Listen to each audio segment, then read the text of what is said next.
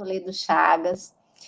Ela é formada pela Universidade Estadual de Londrina, né? Foi lá que a gente se conheceu, aqui, né? Que a gente se conheceu, minha aluna da minha primeira turma, minha turma do coração, assim, né? A primeira turma, acho que a gente nunca vai esquecer enquanto professora, assim, né? E eu tive muita sorte, porque depois que a Mari se formou, ela continuou na UEL num projeto grande da Rê, né? A Rê pediu desculpas, ela não tá legal hoje, depois eu te conto, aconteceram algumas coisas, ela não pôde participar, tá cuidando da mãe dela também. Mas aí a Mari, a gente se aproximou muito, a gente ficou muito amigas, né, Má? E estudamos muito juntas a arte, né, Má? A gente é apaixonada pela arte, não, a gente é, né?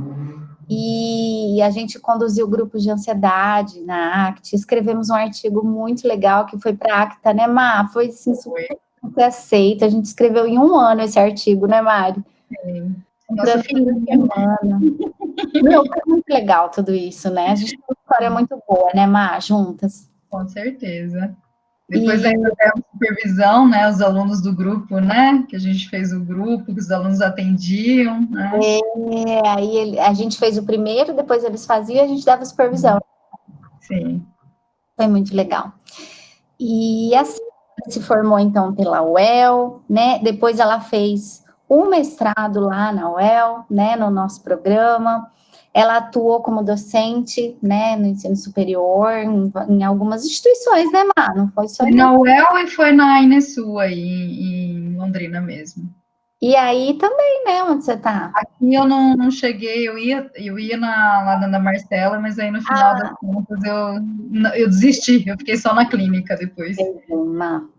Fez bem, é muita coisa, né? É.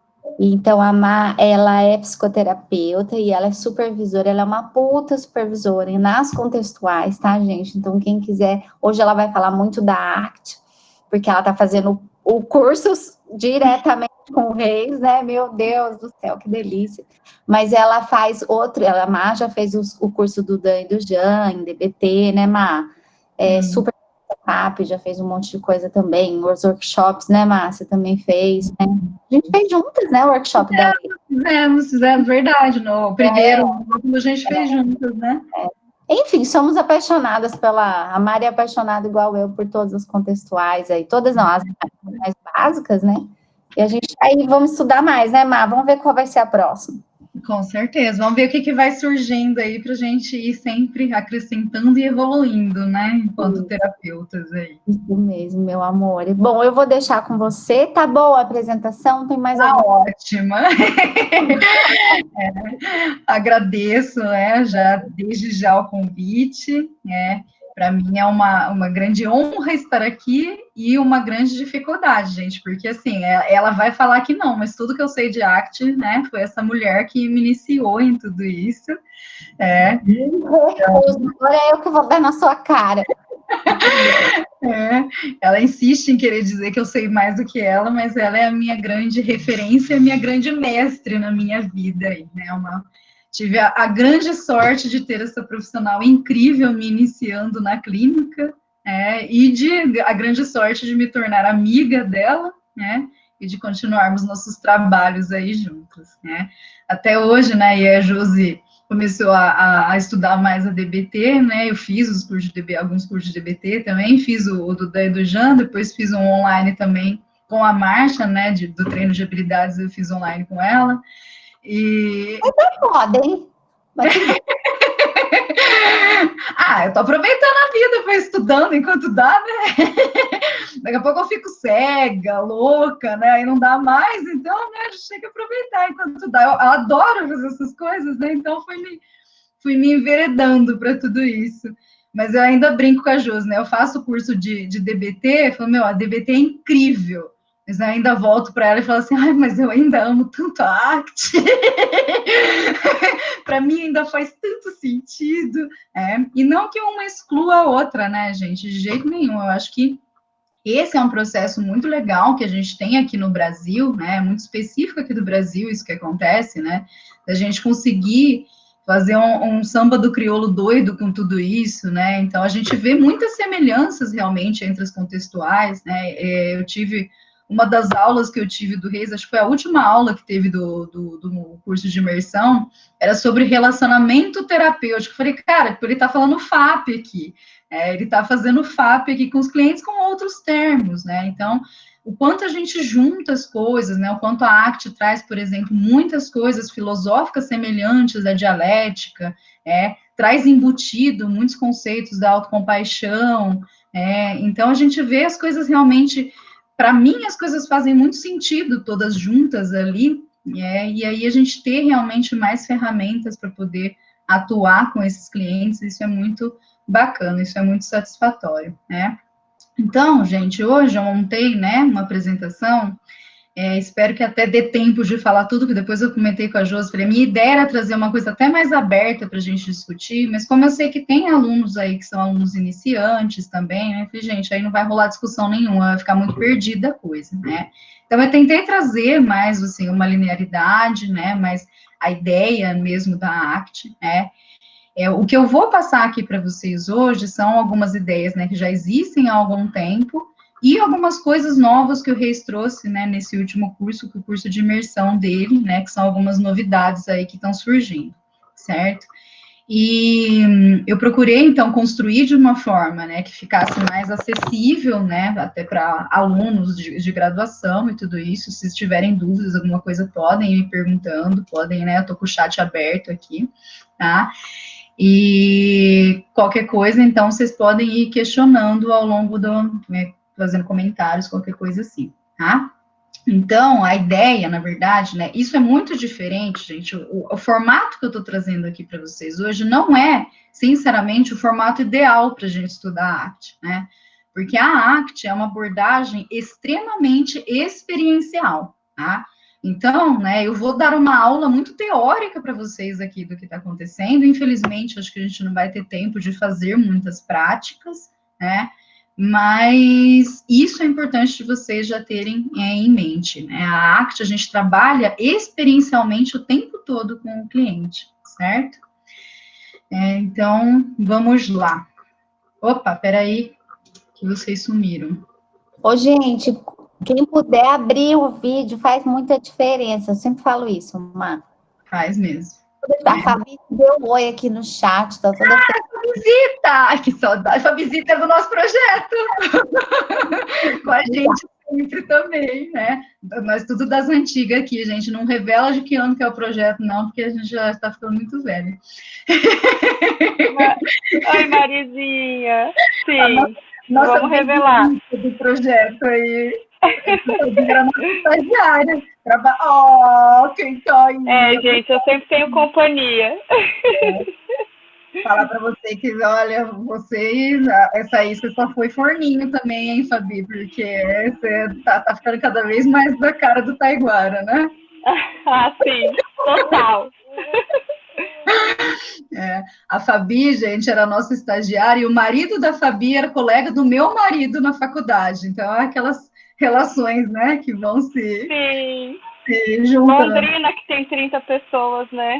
Aí, tudo conhecido. Que é um ovo, né? Mas vamos lá, gente. Mas vai lá. Atrapalhei você. Imagina. Imagina, abre uma câmera. Obrigada, Verônica, por ter aberto. Quem puder aí, abre, gente. Vai abrindo. Vai se arrumando aí, abrindo. Isso, Se tiver com dificuldade de conexão também, precisar desligar a câmera, tá, gente? Às vezes ajuda. Gente, eu vou fazer um breve apanhado histórico, tá? Não é uma linha do tempo, não é uma linha do tempo da análise do comportamento, tá? Quem quiser estudar isso, vai lá fazer curso do Jean, que o Jean é bom nisso. O breve apanhado histórico que eu vou fazer aqui é de algumas influências, tá? Que foram diretamente, né, relacionadas à terapia de aceitação e compromisso, certo? Este lindo senhorzinho aqui é o senhor Viktor Frankl. Não sei como se pronuncia isso. Isso aí, não lembro. Ele não é alemão, gente. Esqueci. Ele é de onde, Jô? Esqueci. Lá das Alemanha, das vidas, lá por lá. Da Hungria, eu não lembro direito também. Áustria, acho que ele é austríaco, Áustria. Por lá. E ele, né, na verdade, ele é um psicanalista, né, ele já tinha feito os estudos dele com Freud, tudo isso, e ele, né, por conta da origem judaica da família dele, né, ele era judeu, e ele ficou, né, ele é um psicólogo, então, né, e ele ficou preso num campo de concentração na época da guerra, né, e ele começa a trabalhar muito na ideia, né, do que faz, né, pensando ali dentro de um campo de concentração e tudo, né, o que motiva as pessoas a continuarem ali, lutando pelas suas próprias vidas. E aí ele desenvolve um modelo de terapia, e tem um livro dele, que é um dos livros mais famosos dele, que ele fala, na verdade, dessa experiência dele no campo de concentração e de como foi surgindo esse modelo dele de terapia, que se chama Em Busca de Sentido, tá? Ele começa a formular realmente, né, então ele começa a romper com algumas tradições ali de Freud, né, então tem toda uma origem freudiana, mas ele começa a romper com essas tradições de Freud e criar o próprio modelo dele de terapia, né, e que tem muito a ver com essa ideia de como criar uma vida que tenha sentido, tá? Eu estava lendo recentemente, né, esse livro dele, eu já tinha lido há muito tempo, estava lendo novamente, e sério, gente, tem coisa, né, que eu até comentei, falei, gente, o Reis tem hora que ele é literalmente um plagiador dele, porque tem muita coisa que a gente olha e fala, cara, é muito semelhante, né? Mário, eu ia te perguntar isso, se o Reis alguma vez admite, assim, nos cursos e tal, que ele já leu, porque com certeza ele deve ter lido muito. Nos cursos eu nunca vi, Josi, né? A primeira vez que eu vi, não tá aqui o meu livro, tá no armário, eu não vou procurar ele agora. A primeira vez que eu vi, né, ele já deve ter citado em algum outro momento, mas agora explicitamente, né, no Mastering Clinical Conversation, que é um livro de RFT, né, não é um livro de ACT, é um livro de RFT aplicado para clínica, ele cita mesmo e ele coloca como referência bibliográfica, né? Tem um capítulo do Mastering, que ele é um capítulo de como fomentar sentido com o cliente na clínica. E aí ele cita várias vezes as ideias do Freud. Que bom saber disso. Eu até não olhei, porque ontem chegou eu comprei o livro novo do Reis, até chegou ontem, mas eu não vi se ele cita como referência também. Mas agora no Mastering ele cita. Então, assim, só que a hora que a gente está vendo, né, depois até vou explicar para vocês esse conceito, né, não sei se você também percebeu, Josi, mas tinha horas que eu grifava, falava, cara, tipo, o cara tava fazendo desfusão aqui e a gente não sabia disso, né, ele só fazia com outro nome. Muito interessante, depois eu vou explicar para vocês o que é a tal da desfusão. Então, lá na década de 40, nós temos, né, esse psicólogo ali de origem psicanalítica, trabalhando com essa ideia, né, de buscando sentido na vida das pessoas.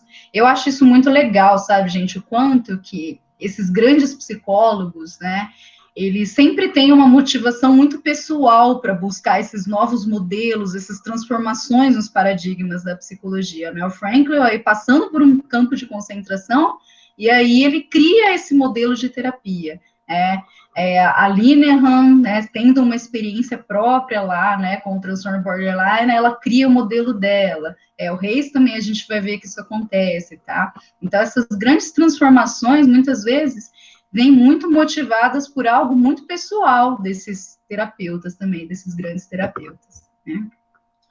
Aqui temos o nosso titio amado, né, não precisamos falar muito a respeito dele.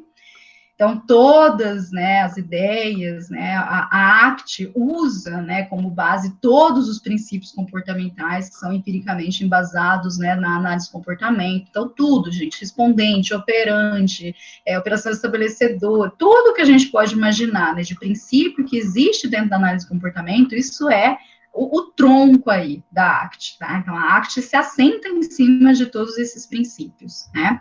E por que eu coloquei aqui a referência do Skinner como década de 50, né? Porque Skinner já vem desenvolvendo esses trabalhos desde antes de 50. Mas na década de 50 é quando surge, né, a formulação de Skinner de comportamento verbal, tá? Isso tem um peso muito importante para a gente, né? Se a gente parar para pensar, a terapia é uma interação verbal, e funciona a linguagem, vai ter um peso muito importante para a gente. Mas a formulação do Skinner de comportamento verbal ainda muito inicial, né? Até a gente não consegue parar para pensar muito como colocar aquilo em prática e tal. Então, ele parece que ele arrisca ali algumas coisas de comportamento verbal, mas algumas coisas ainda não ficam muito claras como que funciona muito bem, né? Esse comportamento simbólico e tudo isso. Então, esse trabalho de comportamento verbal do Skinner, né? Ressaltar ele aqui, mas toda a questão da análise do comportamento, dos princípios comportamentais, vem junto com a gente, tá? Em 68 surge o JABA, né? O JABA, para quem não conhece, é o Jornal de Análise de Comportamento Aplicada, tá? Até então nós tínhamos o GEAB, que era o Jornal de Análise de Comportamento, né? Só de experimental, tá? E aqui aí surge a análise de comportamento aplicada, tá? Então, começa-se realmente, né, a trabalhar esses comportamentos, né, de clientes, né, então a gente começa a trabalhar, né, para tentar usar esses princípios que foram sendo descobertos para mudar a vida das pessoas, né, para produzir alguma diferença, de fato, na vida das pessoas. No GEAB já tinha algumas publicações, né, relacionadas a isso, e aí, como começou a realmente ficar muito aplicado aquilo, eles criaram o JABA, tá? Só que qual que é a grande crítica ao JABA? Né? Ao JABA não, né? Não é ao JABA em si, é ao tipo de produção que existia no JABA nesse momento, né? A análise do comportamento era extremamente focada em modificação de comportamento. E aí eles conseguiam utilizar isso para indivíduos institucionalizados, em escolas, então era muito restrito ainda o uso, né? E aí, quando chegava aquele cliente ali para a terapia, falando, olha, eu tô sofrendo porque a minha esposa me largou e eu tenho pensamentos recorrentes que eu quero me matar e qualquer coisa assim, né? Não se sabia muito como trabalhar com aquilo ainda, né? Então, surgem muitas críticas à análise de comportamento nessa época, inclusive, né, de que a análise de comportamento não se importa com os eventos privados e tudo isso. Skinner já falava lá sobre behaviorismo, que o que a gente sente importa tanto quanto o que a gente faz, né? As pessoas ainda falam, análise de comportamento não se importa. Não é que não se importa, é que basicamente não sabia-se o que fazer com aquilo, né? Então, era realmente uma atuação muito restrita que se tinha dentro da análise de comportamento, né? E aí, as pessoas, né, então pensa assim, né, a grande maioria dos nossos clientes, eles vão vir, a gente trabalha a modificação de comportamento com o cliente, mas isso é uma parcela muito restrita, normalmente, do que a gente trabalha, né? E o resto, como que eu trabalho todo esse conteúdo, né? Então, surgem críticas ferrenhas aí à análise do comportamento por isso, né? E na década de 70, então, esse outro senhorzinho lindo e simpático, que é o Beck, né? Devido a essas críticas, né, o Beck, ele surge, né, com uma outra proposta, que é a origem aí do que a gente chama, né, da TCC, da cognitivista, né.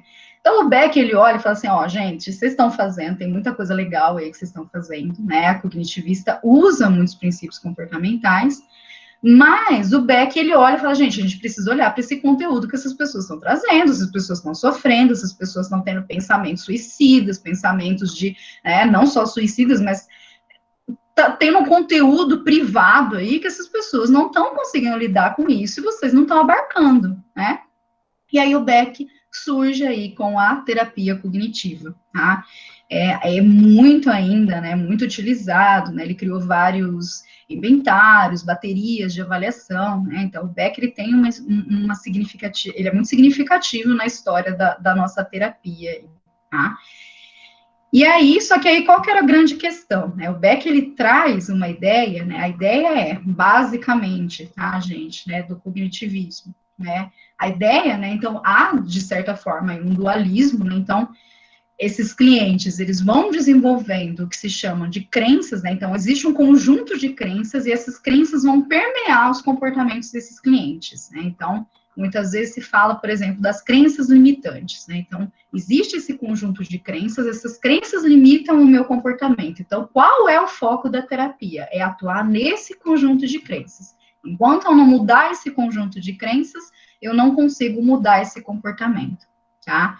Isso, né, uma parte do que o Beck faz é chamado de reestruturação cognitiva, certo?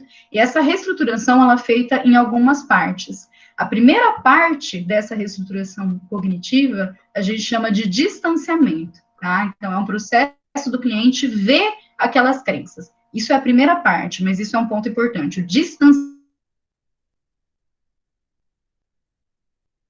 Só que o que acontecia, né? Isso funcionava muito a curto prazo, né? A reestruturação. Tá dando umas cortadinhas.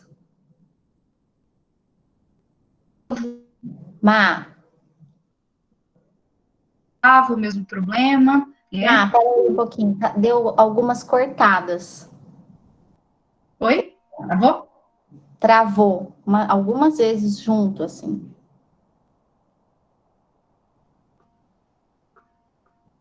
Eu tô travada aqui. Tá me ouvindo? Foi só para mim, gente? Ou vocês também?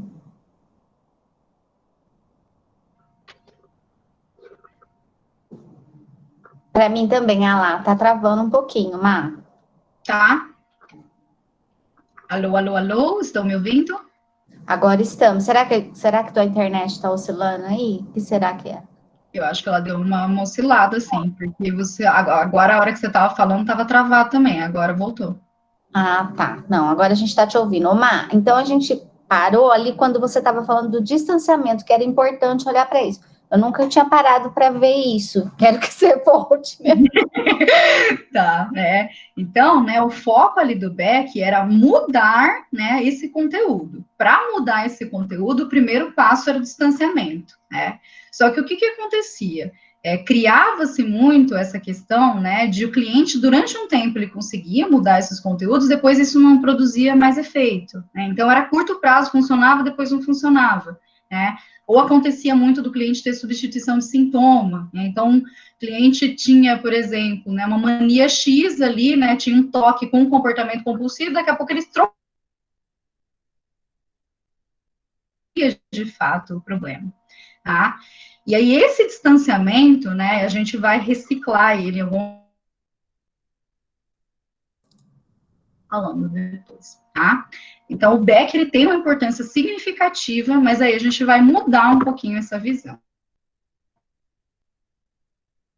Aqui eu acho que a gente tem, né, Skinner e o Sidman, a gente tem as nossas maiores influências aqui, tá?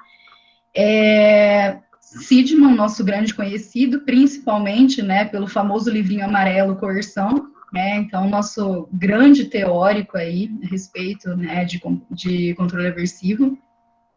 Na década de 70, início da década de 70, 71, 72, não lembro que ano foi, Sidman lança os primeiros trabalhos, gente, a respeito de equivalência de estímulos. Tá? Então, isso não era algo que existia dentro da análise de comportamento. Né? A equivalência de estímulos, ela passa a ser estudada por Sidman, e era só na década de 70 que ele começa a lançar esses trabalhos. Tá?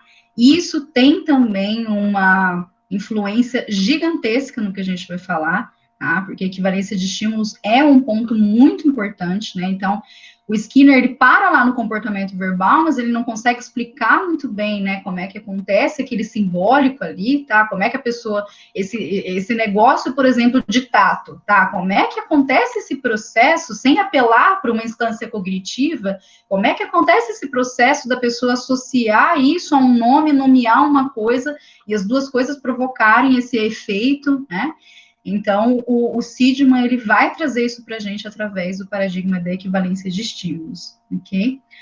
O Sidman também trabalhando ali com o comportamento, né, o controle aversivo, eu acho que isso também tem uma influência muito grande, né, porque aí Reis bebe diretamente de Sidman, né, de equivalência e de controle aversivo, e aí Reis vem com a formulação depois da esquiva experiencial, que para mim tem tudo a ver, né, com a fonte dele de ser Sidman, né? Sidman, lá em Coerção, não me lembro em que capítulo que ele fala isso, mas quando ele vai falar, né, de comportamentos estranhos, que ele começa a analisar realmente comportamentos estranhos das pessoas, né, o que na época se chamava, né, de comportamentos bizarros, o Sidman, ele faz uma formulação que ele diz que, normalmente, quando a gente está falando disso, a gente deve desconfiar de comportamento de esquiva, né, de função de reforçamento negativo, que aquilo seria um comportamento de fuga e esquiva, tá? E aí o Reis vem falando desse outro tipo de esquiva aí, tá? Este é um outro senhorzinho, menos conhecido dentro da nossa área, que é o Kabat-Zinn. Tá? Eu não sei exatamente em que momento o Reis tem contato, né, com as teorias do Kabat-Zinn. Kabat-Zinn é o grande estudioso de mindfulness do Ocidente. Então, na década de 70, ele finalzinho de 70, 79, 78, ele começa a estudar mindfulness, os processos de mindfulness, né? E trazer esses processos que eram parte da filosofia zen budista para a psiquiatria, né? Ele é psiquiatra, ele traz isso para a psiquiatria e começa a desenvolver tratamentos psicológicos baseados em mindfulness, tá? E isso vai ter uma influência gigantesca na nossa vida.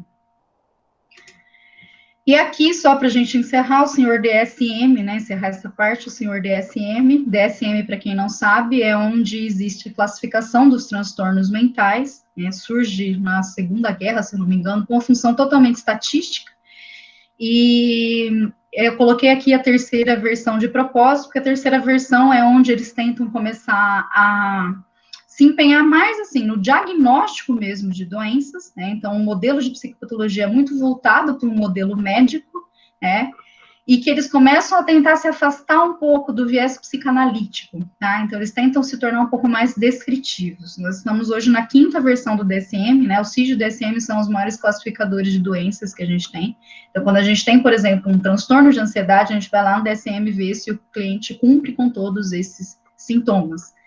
Então, ele é bastante sintomático, e isso é uma das grandes críticas que a análise do comportamento faz a esse modelo de classificação, e principalmente o Reis. Tá? E aí, no meio disso tudo, temos o senhor Steven Reis, né, que foi bebendo de todas essas fontes, que foi tendo contato com todos esses princípios, né. Então, princípios aí do sentido de Frankl, os princípios comportamentais de Skinner, essa ideia do Beck de temos que olhar para esse conteúdo interno desses clientes que não está sendo atrapalhado. Reis, a princípio, um psicólogo experimental, trabalhando com o comportamento governado por regras. Tá? Então, vejam, né, regras são estímulos verbais. Então, aquilo que eu falei, né, de Skinner e de equivalência de estímulos, era exatamente o que ele estava bebendo naquela época. Ele queria entender comportamento simbólico, ele queria entender comportamento governado por regras, e para isso ele vai, né, nos maiores teóricos aí, E o Reis, como um grande psicólogo experimental, né, não tinha uma atuação clínica, ele desenvolve síndrome do pânico, e aí está o aspecto pessoal na vida dele, né? E aí ele desenvolve síndrome do pânico, procura vários tipos de tratamento, os tratamentos não funcionam, ou funcionam durante muito pouco tempo, né? E aí é muito interessante, assim, ele relatando, né, o quanto ele passa a deixar de fazer coisas para não sentir aquela ansiedade. É muito significativo, né? Tem uma entrevista dele que ele diz que ele tinha um filho na época, ele fala, eu não conseguia ser o pai que eu queria ser para o meu filho, né, por conta da minha ansiedade. E aí ele estudando tudo isso e olhando aquele modelo de classificação e tal, e ele nada funcionando, ele se aproxima desses conceitos, né, do Zen budismo, do mindfulness, e a partir dali ele começa a desenvolver uma nova teoria, né, e uma coisa muito louca aí, que ele fala, eu queria muito saber como é que deu esse clique na cabeça dessa criatura, né. Então, né, o Reis, né, eu falei da questão do DSM, ele vai desenvolvendo, né, um novo modelo de psicopatologia. E o que ele vai dizer nesse modelo de psicopatologia? Que o sofrimento humano é universal. Na verdade, ele faz uma distinção entre dor e sofrimento, que eu não vou entrar em detalhes aqui, né? Mas o que ele está dizendo com isso? E isso, gente, é assim, budismo na veia. Isso aqui é preceito de Zen budismo, né? E então, o que ele está dizendo, né? Ele está dizendo que ao longo da nossa vida, a gente vai passar por situações que é inevitável que a gente sofra de alguma forma. Por exemplo, né, eu vou viver a minha vida, eu vou perder alguma pessoa querida em algum momento, né? E é totalmente natural e totalmente aceitável, totalmente esperável que isso me gere algum tipo de sofrimento, tá? Alguns autores chamam isso do sofrimento limpo, tá? O Reis, ele fala sofrimento presente, né? Isso é o que está presente agora, então esse sofrimento, eu vou passar por isso, né? E tá tudo bem eu passar por isso, isso faz parte da minha vida, né? Mas aí, né, ele lá, naqueles trabalhos dele de comportamento governado por regras e tal, então tentando entender aquele comportamento simbólico, como que esse estímulo verbal, essa regra, né, interfere no comportamento e tal. E aí ele vai criando algumas relações aí, algumas coisas ainda de equivalência de estímulos, né? Então, se a gente pensar na ideia só da equivalência de estímulos, ele já aplica isso, né? Porque ele fala, tá, o que a gente está falando é de linguagem, né? Quando um cliente ele está sofrendo porque ele perdeu a mãe dele há 3 anos atrás, é linguagem isso que está acontecendo, né? Aquilo não está presente no momento na vida dele. Como que isso se faz presente na vida dele? Através de linguagem. Ele puxa através da linguagem. Uma memória, uma lembrança é uma linguagem, né? Então, ele vai tentando entender como isso acontece, né?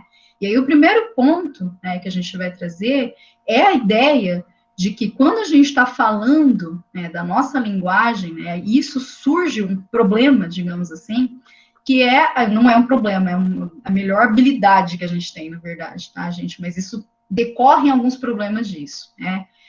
A gente começa, né, a fazer associações entre estímulos arbitrários e outros estímulos que estão no ambiente. Na verdade, a gente consegue relacionar absolutamente tudo com tudo. Tá? Comportamento com comportamento vira um grande rolo tudo isso, né?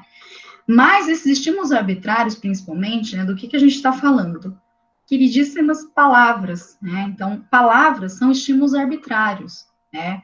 A gente juntou um monte de símbolo ali, produziu um som muito doido, que ninguém sabe como que alguém leu que isso aqui se chama celular, né? Então, tá, quem que deu esse nome, que som é esse, que letras são essas? Então, isso é totalmente arbitrário, né? Não estou falando de características do estímulo em si, tá? E a gente passa, né, a colar junto com esse estímulo um estímulo arbitrário, que é o nome desse estímulo. Então, essa é a primeira habilidade que a gente tem enquanto organismos verbais, a gente nomear estímulos, tá?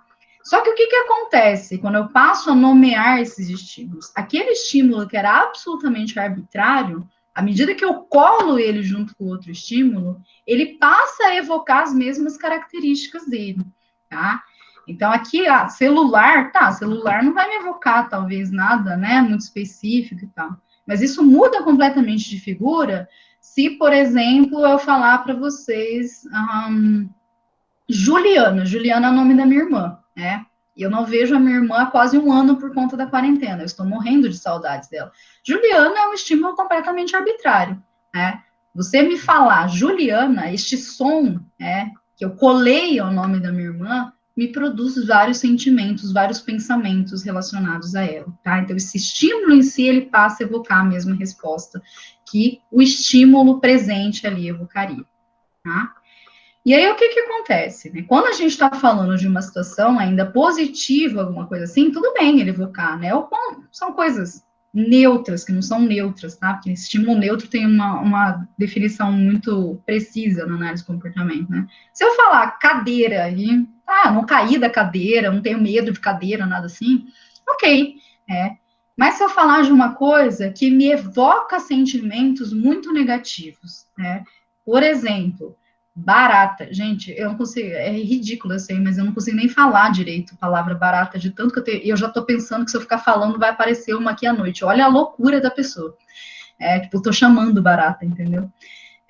Barata é algo extremamente aversivo para mim, gente, extremamente aversivo, tá? Quando eu falo isso, me evoca vários sentimentos, tá? Vários sentimentos, várias coisas, várias imagens. Se eu fechar o meu olho agora, eu vou começar a imaginar baratas, tá? Então, o que eu passo a fazer? Esse estímulo, barata, o nome barata, ele traz toda essa carga. E aí, para eu não sentir toda essa carga, eu passo a evitar esse estímulo arbitrário em si, tá? Dentro da vida dos nossos clientes, por exemplo, né? Aquela situação, eu não vou mais em tal lugar, porque lá tem um garçom que tem o mesmo nome do meu ex-namorado, e era o meu lugar preferido. Mas o meu ex-namorado tem o nome do garçom, e aí quando eu ouço, lembro do meu ex-namorado, tal, então não consigo mais ir lá. A gente passa a restringir o nosso repertório, né? Então, para não sentir, para não pensar, para não, né, lembrar tudo isso, eu passo a não fazer coisas, e muitas vezes coisas que são importantes para minha vida, né? Lembra do que eu falei do Reis, né? De ele mesmo dizendo, eu não conseguia ser um bom pai para o meu filho. Isso, sem dúvida, era importante para ele, mas ele não conseguia mais fazer aquilo do jeito que ele queria, para não sentir ansiedade, no caso dele, tá? E aí, isso leva ao modelo de psicopatologia da ACT, né, que é o que a gente chama de inflexibilidade psicológica, tá? Essa inflexibilidade é essa ideia, né, de um repertório cada vez mais rígido e cada vez mais restrito, tá? Se a gente parar para pensar, gente, isso já tem muita coisa, o Skinner já falava uma coisa muito parecida com isso, porque o Skinner, assim, ele bate na tecla variabilidade comportamental, a gente precisa de variabilidade, a gente precisa de variabilidade. Ele ainda não colocava tanto essa ideia, né, de um sentido para essa variabilidade, um sentido na ideia de um caminho, né? Então, vou variar de qualquer jeito. Não, né? Mas à medida realmente que a gente vai restringindo os nossos repertórios, isso vai produzindo mais sofrimento, tá? Então, isso, né, eu falei do sofrimento limpo, que isso faz parte da vida, mas eu, por exemplo, eu perdi uma pessoa querida, e eu não me relaciono com mais ninguém, porque eu tenho medo de perder essa pessoa, né? Isso é o que a gente chama de sofrimento sujo, ou sofrimento da ausência. Então, eu perco a possibilidade de explorar novos ambientes, de entrar em acesso, né, de ter acesso a outros reforçadores e tudo isso, porque eu estou cada vez restringindo mais o meu repertório. Então, né, a gente está falando aí diretamente da linguagem, né, a linguagem, então, ela é a nossa maior habilidade, é o que faz com que sejamos, né, a espécie dominante no planeta, mas a linguagem, de alguma forma, ela leva a sofrimento. Isso é inevitável, tá?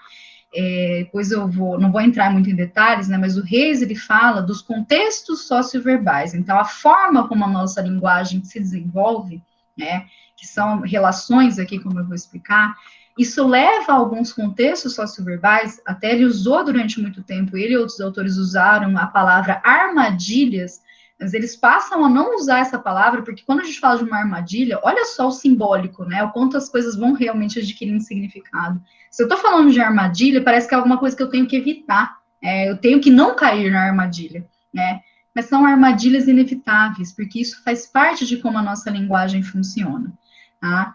Então, né, devido ao funcionamento dessa linguagem, a gente vai ter esse tipo de sofrimento. E aí a gente precisa ir tentando modificar, né, não é modificar, é quebrar alguns desses contextos, enfraquecer alguns desses contextos, porque a gente não quer. Tá? Tomar consciência desses contextos para que a gente possa seguir uma vida de uma forma diferente. Tá? Então, né, ele vai dizer que o comportamento humano, ele é governado por redes de relações mútuas, que nós chamamos de molduras relacionais. Isso aqui a gente está falando de RFT, tá? A gente não está falando da ACT propriamente dita. A ACT tem base na RFT, mas são coisas diferentes, certo?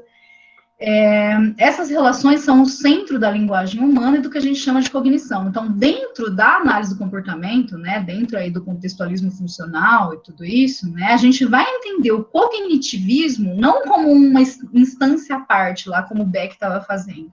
A gente vai entender isso como comportamento, né? Então, são essas redes de relações que a gente vai fazendo simbolicamente aí, que a gente vai chamar de cognição, ou que até, né, que não sei quem que estava aqui na semana passada, né, que rolou a polêmica da mente, né, de usar a palavra mente. O Reis, ele até apela, de tanto que ele fala de mente, gente. Tem hora que até eu quero dar na cara dele, de tanto que ele fala mente, mente, mente. Mas quando ele está falando de mente, ele explica isso. Ele fala, eu estou falando de mente para ficar mais fácil de entender. Mas quando eu estou falando de mente, eu estou falando de comportamento, e eu estou falando dessas redes de relações que a gente está fazendo. Tá? Então, esse conjunto, esse grande conjunto de relações que a gente vai fazendo é o que a gente, né, vai entender como a cognição, como a mente humana, tá? Só que aí a gente vai além da ideia da equivalência de estímulos, né? Porque quando a gente está falando de equivalência, né, então, como eu falei, tá, isso aqui é o nome do celular, né? Então, celular igual a isso aqui, né? Isso aqui igual ao celular, celular igual a isso aqui. Então, isso aqui a gente está falando de equivalência e algumas outras relações que vão acontecer, né? Mas se eu for falar, isso aqui celular, isso aqui tablet, isso aqui é diferente disso aqui, tá? Então, isso aqui não é uma relação de equivalência. E o Reis começa a perceber isso. Ele fala, tá, equivalência é muito importante. Mas e o resto dessas relações? Como é que eu explico tudo isso? Se eu vou falar isso aqui maior do que isso aqui, isso não é uma relação de equivalência, é uma relação de hierarquia. Isso aqui longe disso aqui, né? Então, ele vai percebendo que, na verdade, né, a gente não está falando só de relações de equivalência. E aí que surge a ideia, né, dessas molduras relacionais. Existem vários tipos de molduras relacionais que a gente vai fazendo, né? Isso aqui é um desenho aqui, né, para explicar mais ou menos isso, né, para a gente ver que, por exemplo, aqui, né, então tem um menininho no meio, eu, né? Ele é filho do Rupert.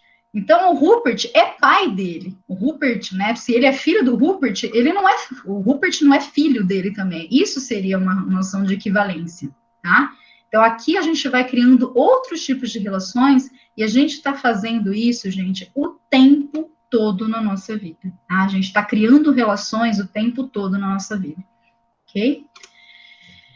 E aí, então, né, chegamos, né, tudo isso é onde surge... As mais importantes são as de comparação, né? Sim. Eu tenho pensado muito sobre isso, quanto as de comparação são complicadas, né? Então, você está com o celular e com o tablet, de repente, esse é melhor que esse. As relações de comparação parece que elas estão muito na nossa vida, né? Sim. Eu acho que tem alguns contextos da nossa vida, né, Josi, que estão favorecendo muito essas molduras, né? Essa ideia de produtividade o tempo todo, e você tem que ser o bom, e você tem que ser bonito, e você tem que ser magro, e você tem que ser de algum jeito específico. Saudável, boa mãe, bom isso. Gente, muito, né? E aí vai favorecendo muito essas ideias de comparação, realmente, né? E leva a um sofrimento imenso tudo isso, né? E aí temos, então, né, gente, tudo isso é onde surge realmente a ACT, a terapia de aceitação e compromisso. Tá? O Reis, ele fala, na verdade, né, de um primeiro texto dele, que é de 8.4, se eu não me engano, que é o Sense of Spirituality. Ele fala que lá ele já está falando de RFT e ACT, mas sem nomear nada disso, que nem ele sabia do que ele estava falando direito, né? Depois ele percebe que ele estava falando de tudo isso, mas ele não dá os nomes aos bois, né? O nosso grande primeiro trabalho aqui, que é o mais significativo para a gente, né, em termos dessa história, é de 8.7, que é o texto do Reis, né, que é um enfoque contextual para mudança terapêutica. Em Londrina foi traduzido pela nossa querida Verônica. Por que Verônica traduziu um texto de clínica, gente? Porque era de comportamento governado por regras, pessoal. Verônica estudou muito equivalência, né? Sim, então comportamento por regras, equivalência, tudo isso sempre foi o campo de estudo da Verônica. Chega um doido lá com um texto novo falando disso, aplicando isso na clínica, Verônica que fez a tradução desse texto para a gente. E aí, em 8.7, então, o Reis, ele lança essa primeira tentativa aí, né, que é o grande esqueleto da ACT, mas ele ainda não chama de terapia de aceitação e compromisso, né, ele chama isso de distanciamento compreensivo, tá? E aí que tá, né, a influência ali do Beck, que eu falei. Então, ele fala do distanciamento, assim como o Beck, né, o Beck, ele fala, tá, o primeiro passo é eu fazer distanciamento, só que depois eu vou reestruturar essa cognição, O Reis, ele fala, não, a gente vai fazer distanciamento, mas é um distanciamento compreensivo, eu vou entender, e depois, né, ele não fala nem diretamente da aceitação ainda aquilo, mas esse compreensivo é muito mais nesse sentido de eu acolher todos esses fenômenos que estão acontecendo comigo, né? Ele elabora aqui já essa ideia, né, que eu falei dos contextos socioverbais, principalmente ele enfatiza muito ainda nesse texto a literalidade e dar razões. Literalidade é eu tratar aquele evento, né, que é simbólico, que é arbitrário, como o evento em si, né? Então, basicamente, aquela ideia que eu falei, eu preciso, né, o nome da coisa traz a coisa, então eu preciso eliminar o nome da coisa, né, para eu não sentir a coisa, então eu não entro mais em contato com o nome da coisa, tá? E o dar razões, que é a ideia, né, de que a gente aceita culturalmente sentimentos como causas de comportamento, né? E aí, o que é a ideia que você tem, por exemplo, assim, eu falar para vocês, a Josi me convidou aqui para dar aula, mas eu tenho vergonha, eu não vou dar, porque eu tenho vergonha, né? Muitas pessoas vão falar assim, tá, ok, é uma explicação aceitável para isso, né? E aí, só que qual é o grande problema que decorre disso? Eu entendo que, para eu conseguir dar a aula, eu preciso eliminar a vergonha. Se a causa é a vergonha, eu preciso tirar a vergonha, senão eu não consigo dar aula, né? Então, esse é o problema desse contexto de dar razões, né? Eu entender que eu só consigo me comportar se eu eliminar esses eventos, que são esses eventos internos, tá? E aí ele fala aqui das 5 metas, que eu não vou entrar em detalhes, né? Mas é a formulação inicial aqui da ACT, né? Então, isso aqui é o esqueleto dele para a ACT, né? E aí, finalmente, em 96, né? Não sozinho, né? Com outros coautores aí ele lança realmente a primeira obra da terapia de aceitação e compromisso, né? E aí ele já elabora aí as ideias, né, da aceitação, né, então ele vai separar em 2 grandes processos aí, né, a gente pode separar em mais processos, mas ele separa em 2 grandes processos aí, que são processos de aceitação e processos de mudança, né, então aceitação, discussão e self, momento presente, valores e ação. Vou tentar explicar cada um deles se tivermos tempo para isso, ok? Ok, né, então isso era a ideia do Sr. Reis, né, o esqueleto da ACT, né, 96, ele publica essa obra, e aí a partir daí, né, só vão surgindo mais e mais estudos mostrando a eficácia desses princípios, né, paralelo a isso, ele vai trabalhando com a RFT, né, então algumas coisas que eu vou trazer aqui para vocês agora, são coisas que ele trouxe no último curso de imersão, misturadas com algumas coisas do Master in Clinical Conversation, que é o livro de RFT, tá? Então, é uma coisa que, assim, gente, agora eu tô papagaiando Reis na vida, tá? Porque eu juro para vocês que eu não sei de onde saiu isso, mas fez sentido. Para mim, fez sentido. Falei, interessante, né? Em algum momento, eu espero que ele se explique com relação a tudo isso, né? A parte, assim, de explicar cada uma dessas coisas, isso, pela RFT, já dá para entender algumas coisas interessantes, tá? Então, essa é a parte, né, que ele traz de novidade, que eu falei, tá, homem, explique-se, né? Ainda não se explicou, né? Parece que o livro dele que eu comprei ontem, talvez tenha algumas explicações também a respeito disso, depois, se eu achar explicações, eu venho contar para vocês. Que livro que é, Má? É o... Gente, não é Liberty é o do Russ Harris. Peraí,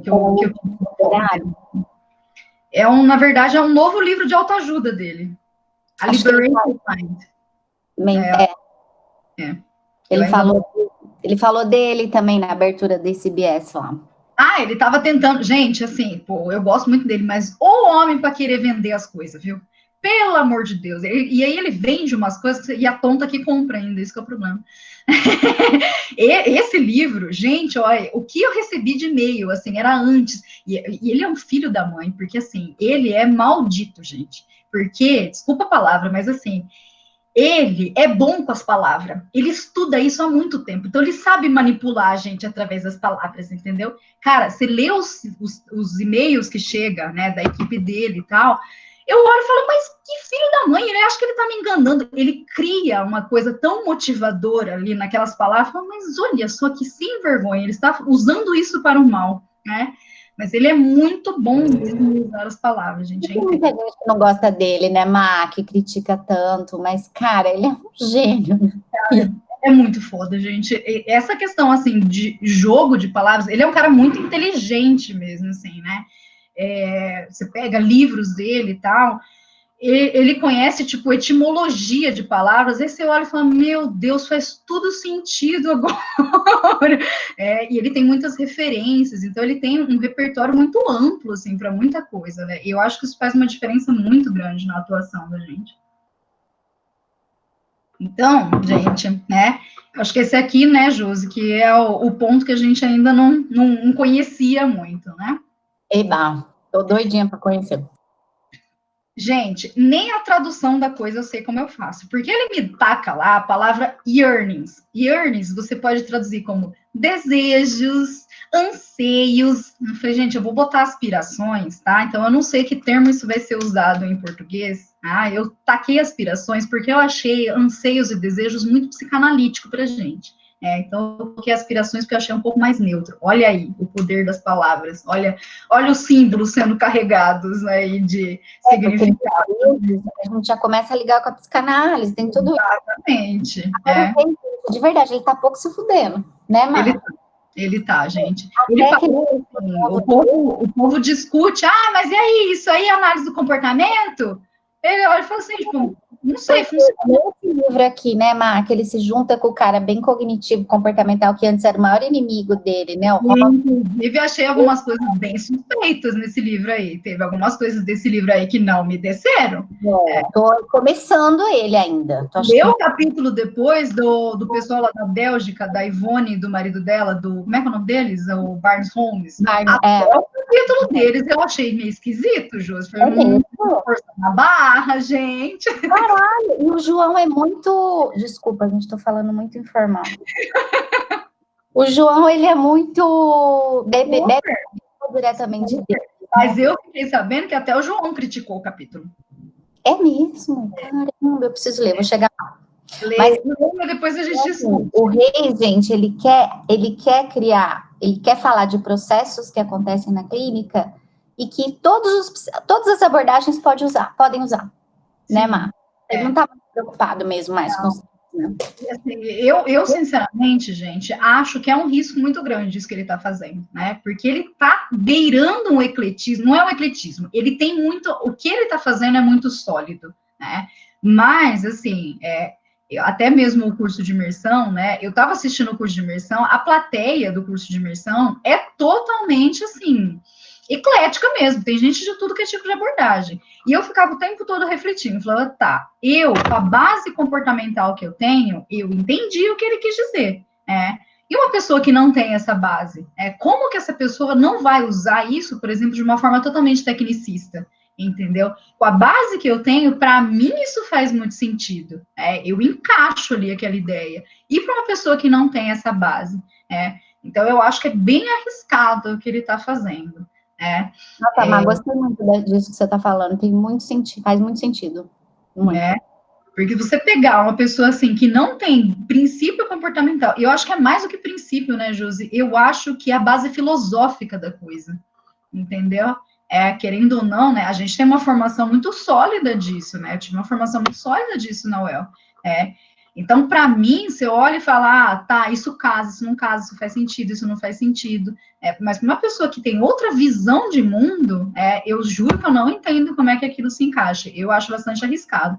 No Mastery, inclusive, ele faz assim, tipo, como isso, né, ele está explicando ali, fomentando o sentido, né? Ele coloca uma seção, assim, de como isso se comunica com outras tradições psicológicas, para mostrar que, olha, todo mundo já estava falando disso, eu só estou mostrando outro jeito de fazer, entendeu? Então, outras tradições já falavam disso, né? Então, ele está muito querendo puxar, assim, tipo, galera, vem todo mundo para cá, entendeu?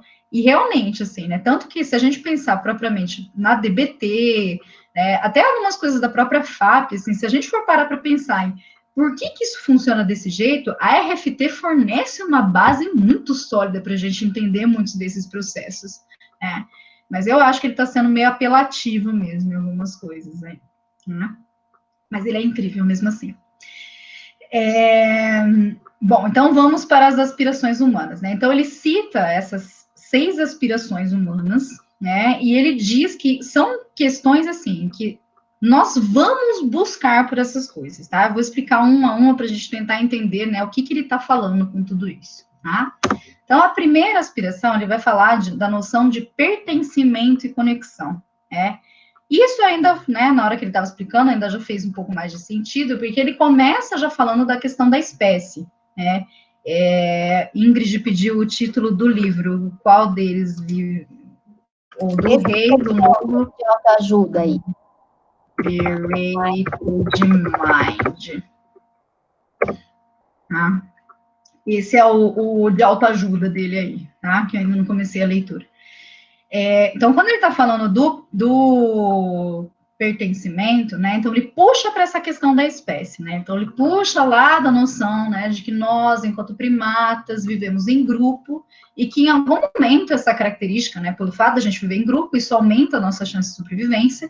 Então, o fato de se sentir pertencente ao grupo é importante, né? Porque o indivíduo que não pertence ao grupo, então se a gente pega, né, primatas e lá, aquele que é banido do grupo, aquilo, né, você vê que o macaco lá que é banido do grupo, aquilo diminui a chance dele de sobrevivência, e aquilo é realmente muito significativo para a vida daquele indivíduo, né? Então, essa noção de pertencimento viria um pouco exatamente, né, da evolução da nossa espécie, né?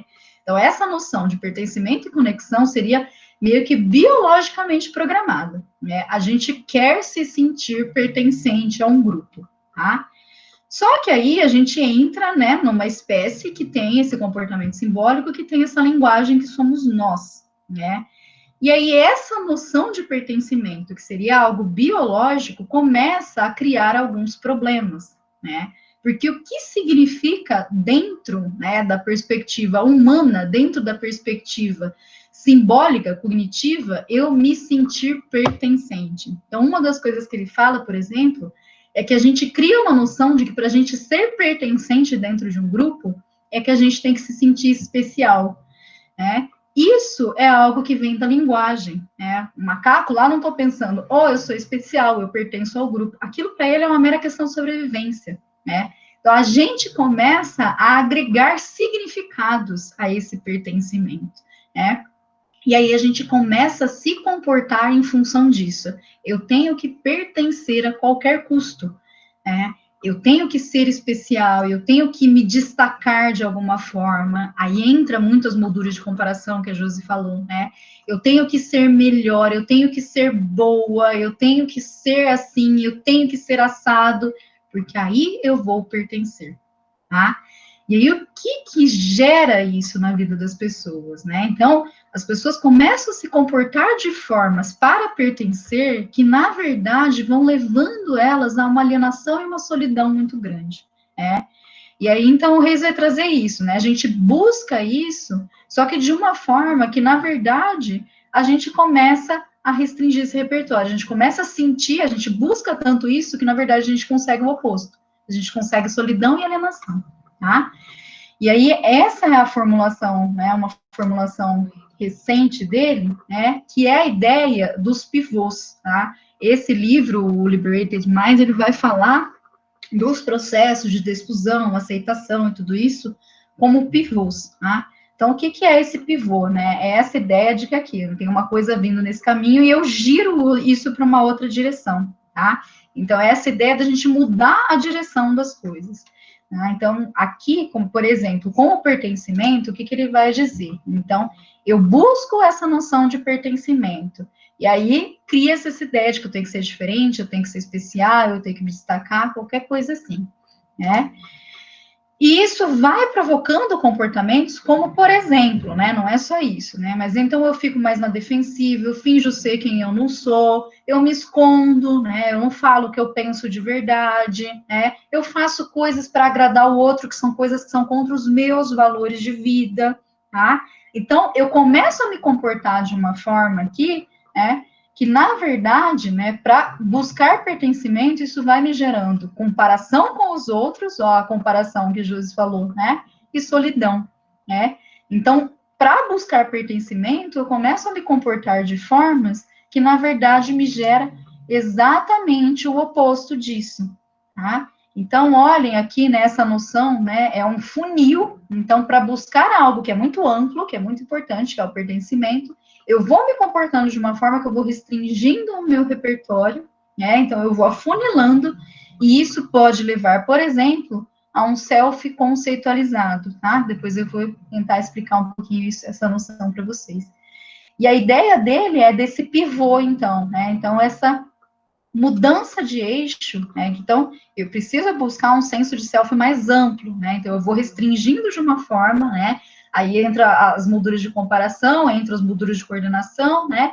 Então, eu tenho que ser bom, eu tenho que ser isso, eu sou a boa filha, eu sou a boa mãe, eu sou a boa profissional, eu sou a boa isso.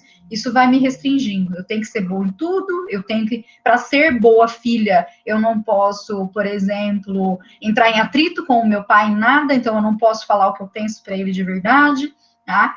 Então, isso vai me restringindo, vai me restringindo, vai me restringindo. Então, a ideia é eu vou pegar esse repertório desse indivíduo, né, que foi sendo restringido ao longo da vida, eu vou jogar ele de uma forma que esse restrito, eu vou buscar um senso de self mais amplo, isso vai dar a ele realmente um senso de comunidade, de maior consciência nessa comunidade, e isso, ao longo do tempo, vai produzir realmente uma maior conexão dessa pessoa com ela mesma e com os outros seres humanos, né? Então, buscando pertencimento, a gente passa a emitir alguns comportamentos que levam exatamente ao oposto.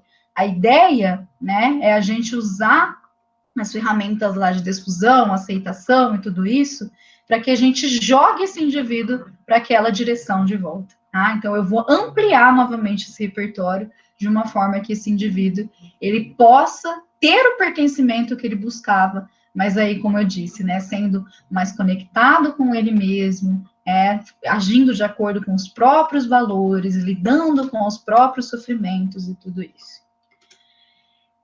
Outra aspiração humana que ele vai trazer é a ideia de coerência e compreensão. Então, quando a gente está falando de coerência, tá? Que a gente está falando mais da RFT especificamente, tá?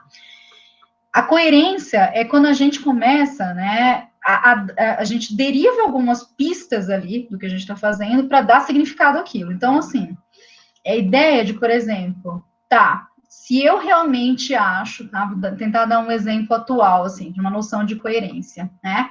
Se eu realmente acho que a pandemia é algo muito sério, né? Que as pessoas podem ficar doentes e tudo isso, para que eu ser coerente com isso, eu preciso me comportar de formas a usar máscara, a não ter contato com as pessoas, a usar álcool, né? A proteger indivíduos mais velhos, né? Então, isso cria um senso de coerência ali, tá? Então, a gente busca coerência, tá? Só que muitas vezes a gente busca essa coerência também de formas que acabam trazendo alguns problemas, né? Então, se há ambiguidade ou conflito nessas pistas, né? Isso vira um bloqueio, ele fala, então eu tenho, ou eu preencho isso com alguma coisa, ou eu vou tentar entender o que é essa ambiguidade ali que está acontecendo, né, nessa ideia. Mari, isso é muito interessante. Eu estou aqui pensando nas neurociências, né?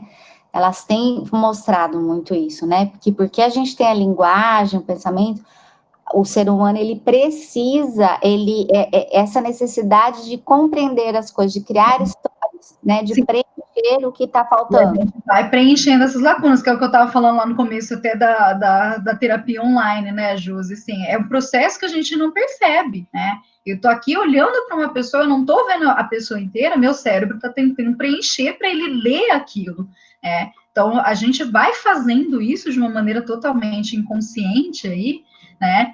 E isso vai podendo gerar alguns problemas também, né? Então, a gente busca, né? Eu coloquei sentido aqui entre aspas, depois a gente vai falar de um outro sentido, né?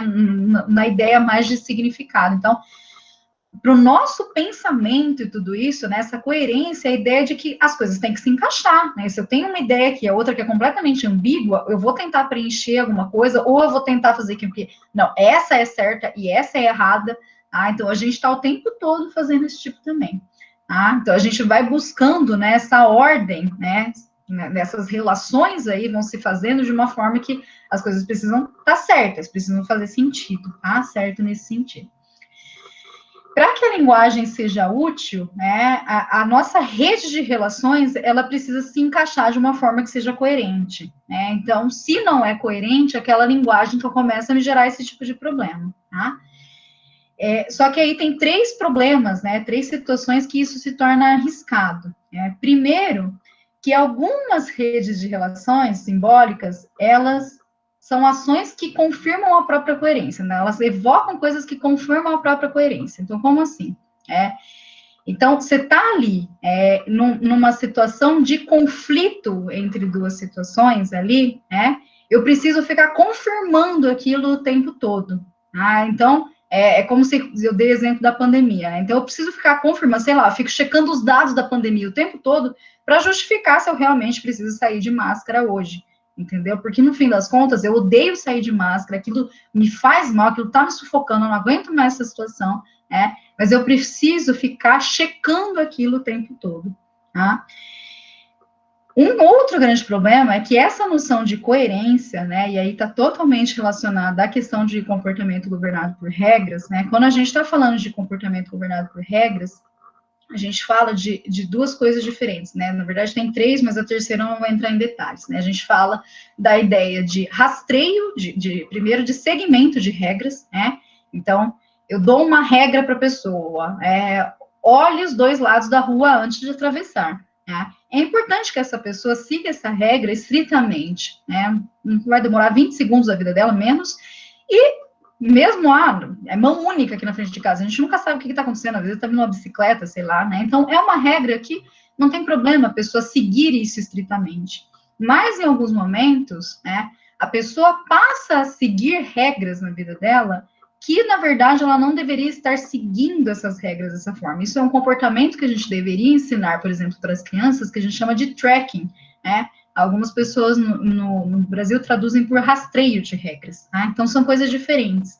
Então, é diferente, por exemplo, a gente ensinar a criança, põe a blusa porque está frio, de você perguntar para a criança, você está com frio? Sim, então vamos pôr a blusa, tá? Então, você está ensinando a criança a parar e perceber o que está acontecendo com ela. Isso é contato com a contingência direta, tá? Então, muitas vezes, isso é necessário para a gente aprender algumas coisas, tá? Então, muitas vezes, né, a gente cria algumas regras, a gente segue algumas regras sem ter tido necessariamente contato com essas contingências diretas, tá? E a gente fica só seguindo essas regras, né? A Verônica perguntou aqui, né? As regras seriam como molduras. O que é definido por regras, né? A regra é um estímulo verbal, né, que vai controlar esse comportamento, né? Então, não necessariamente ela é uma moldura, né? Ela pode entrar em molduras ali também, tá? Mas a regra é entendida como estímulo, né? Então, ela também pode entrar em molduras no sentido de eu relacionar esse estímulo com outros estímulos ali presentes na minha vida, tá? A regra é como se fosse quase um estímulo discriminativo ali para você se comportar, né? Não é isso, gente, a definição não é essa, não contem para a Verônica que eu falei isso. A Verônica é professora.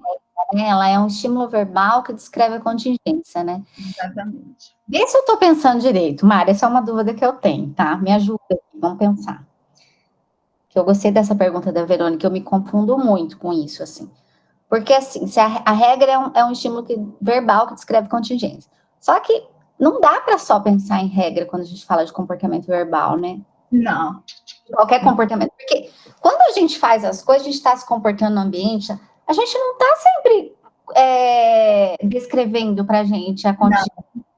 É aí que eu acho que as molduras, elas são muito mais... Elas ampliam, né, muito mais a coisa, né? É uma ideia muito mais ampla. Né? Porque também são estímulos, né? Então, assim, por exemplo, comparação, uma moldura de comparação. Então, é um estímulo verbal também. Só que ele não descreve a contingência de um jeito tão... Eu não sei isso. Não é, na verdade, ele nem descreve a contingência, né? Não é um estímulo não que descreve, é muito automático o modo como acontece. É isso? Exatamente, né? Eu penso que é mais ou menos isso, assim, Josi. Eu entendo mais ou menos dessa forma também, né? Não é necessariamente uma regra, né? Aí, isso a gente pode botar coerência aqui, né? Manda, é o que eu falei, ele inventa essas coisas novas, agora a gente tem que ficar pensando para ver se a gente está entendendo o que o homem está falando, né? Ele fala e não explica direito. Calma que ele vai se explicar. Mas eu acho que a partir... Posso dar um exemplo meu? Essa coisa da pandemia no começo me deixou muito louca, assim, né? Porque o meu marido, ele tinha uma ideia... Nós temos visões políticas muito diferentes, né? Nós temos muitas visões diferentes da vida. E aí, ele estava naquela de negando completamente o Covid e eu extremamente preocupada. Então, vocês imaginam, né?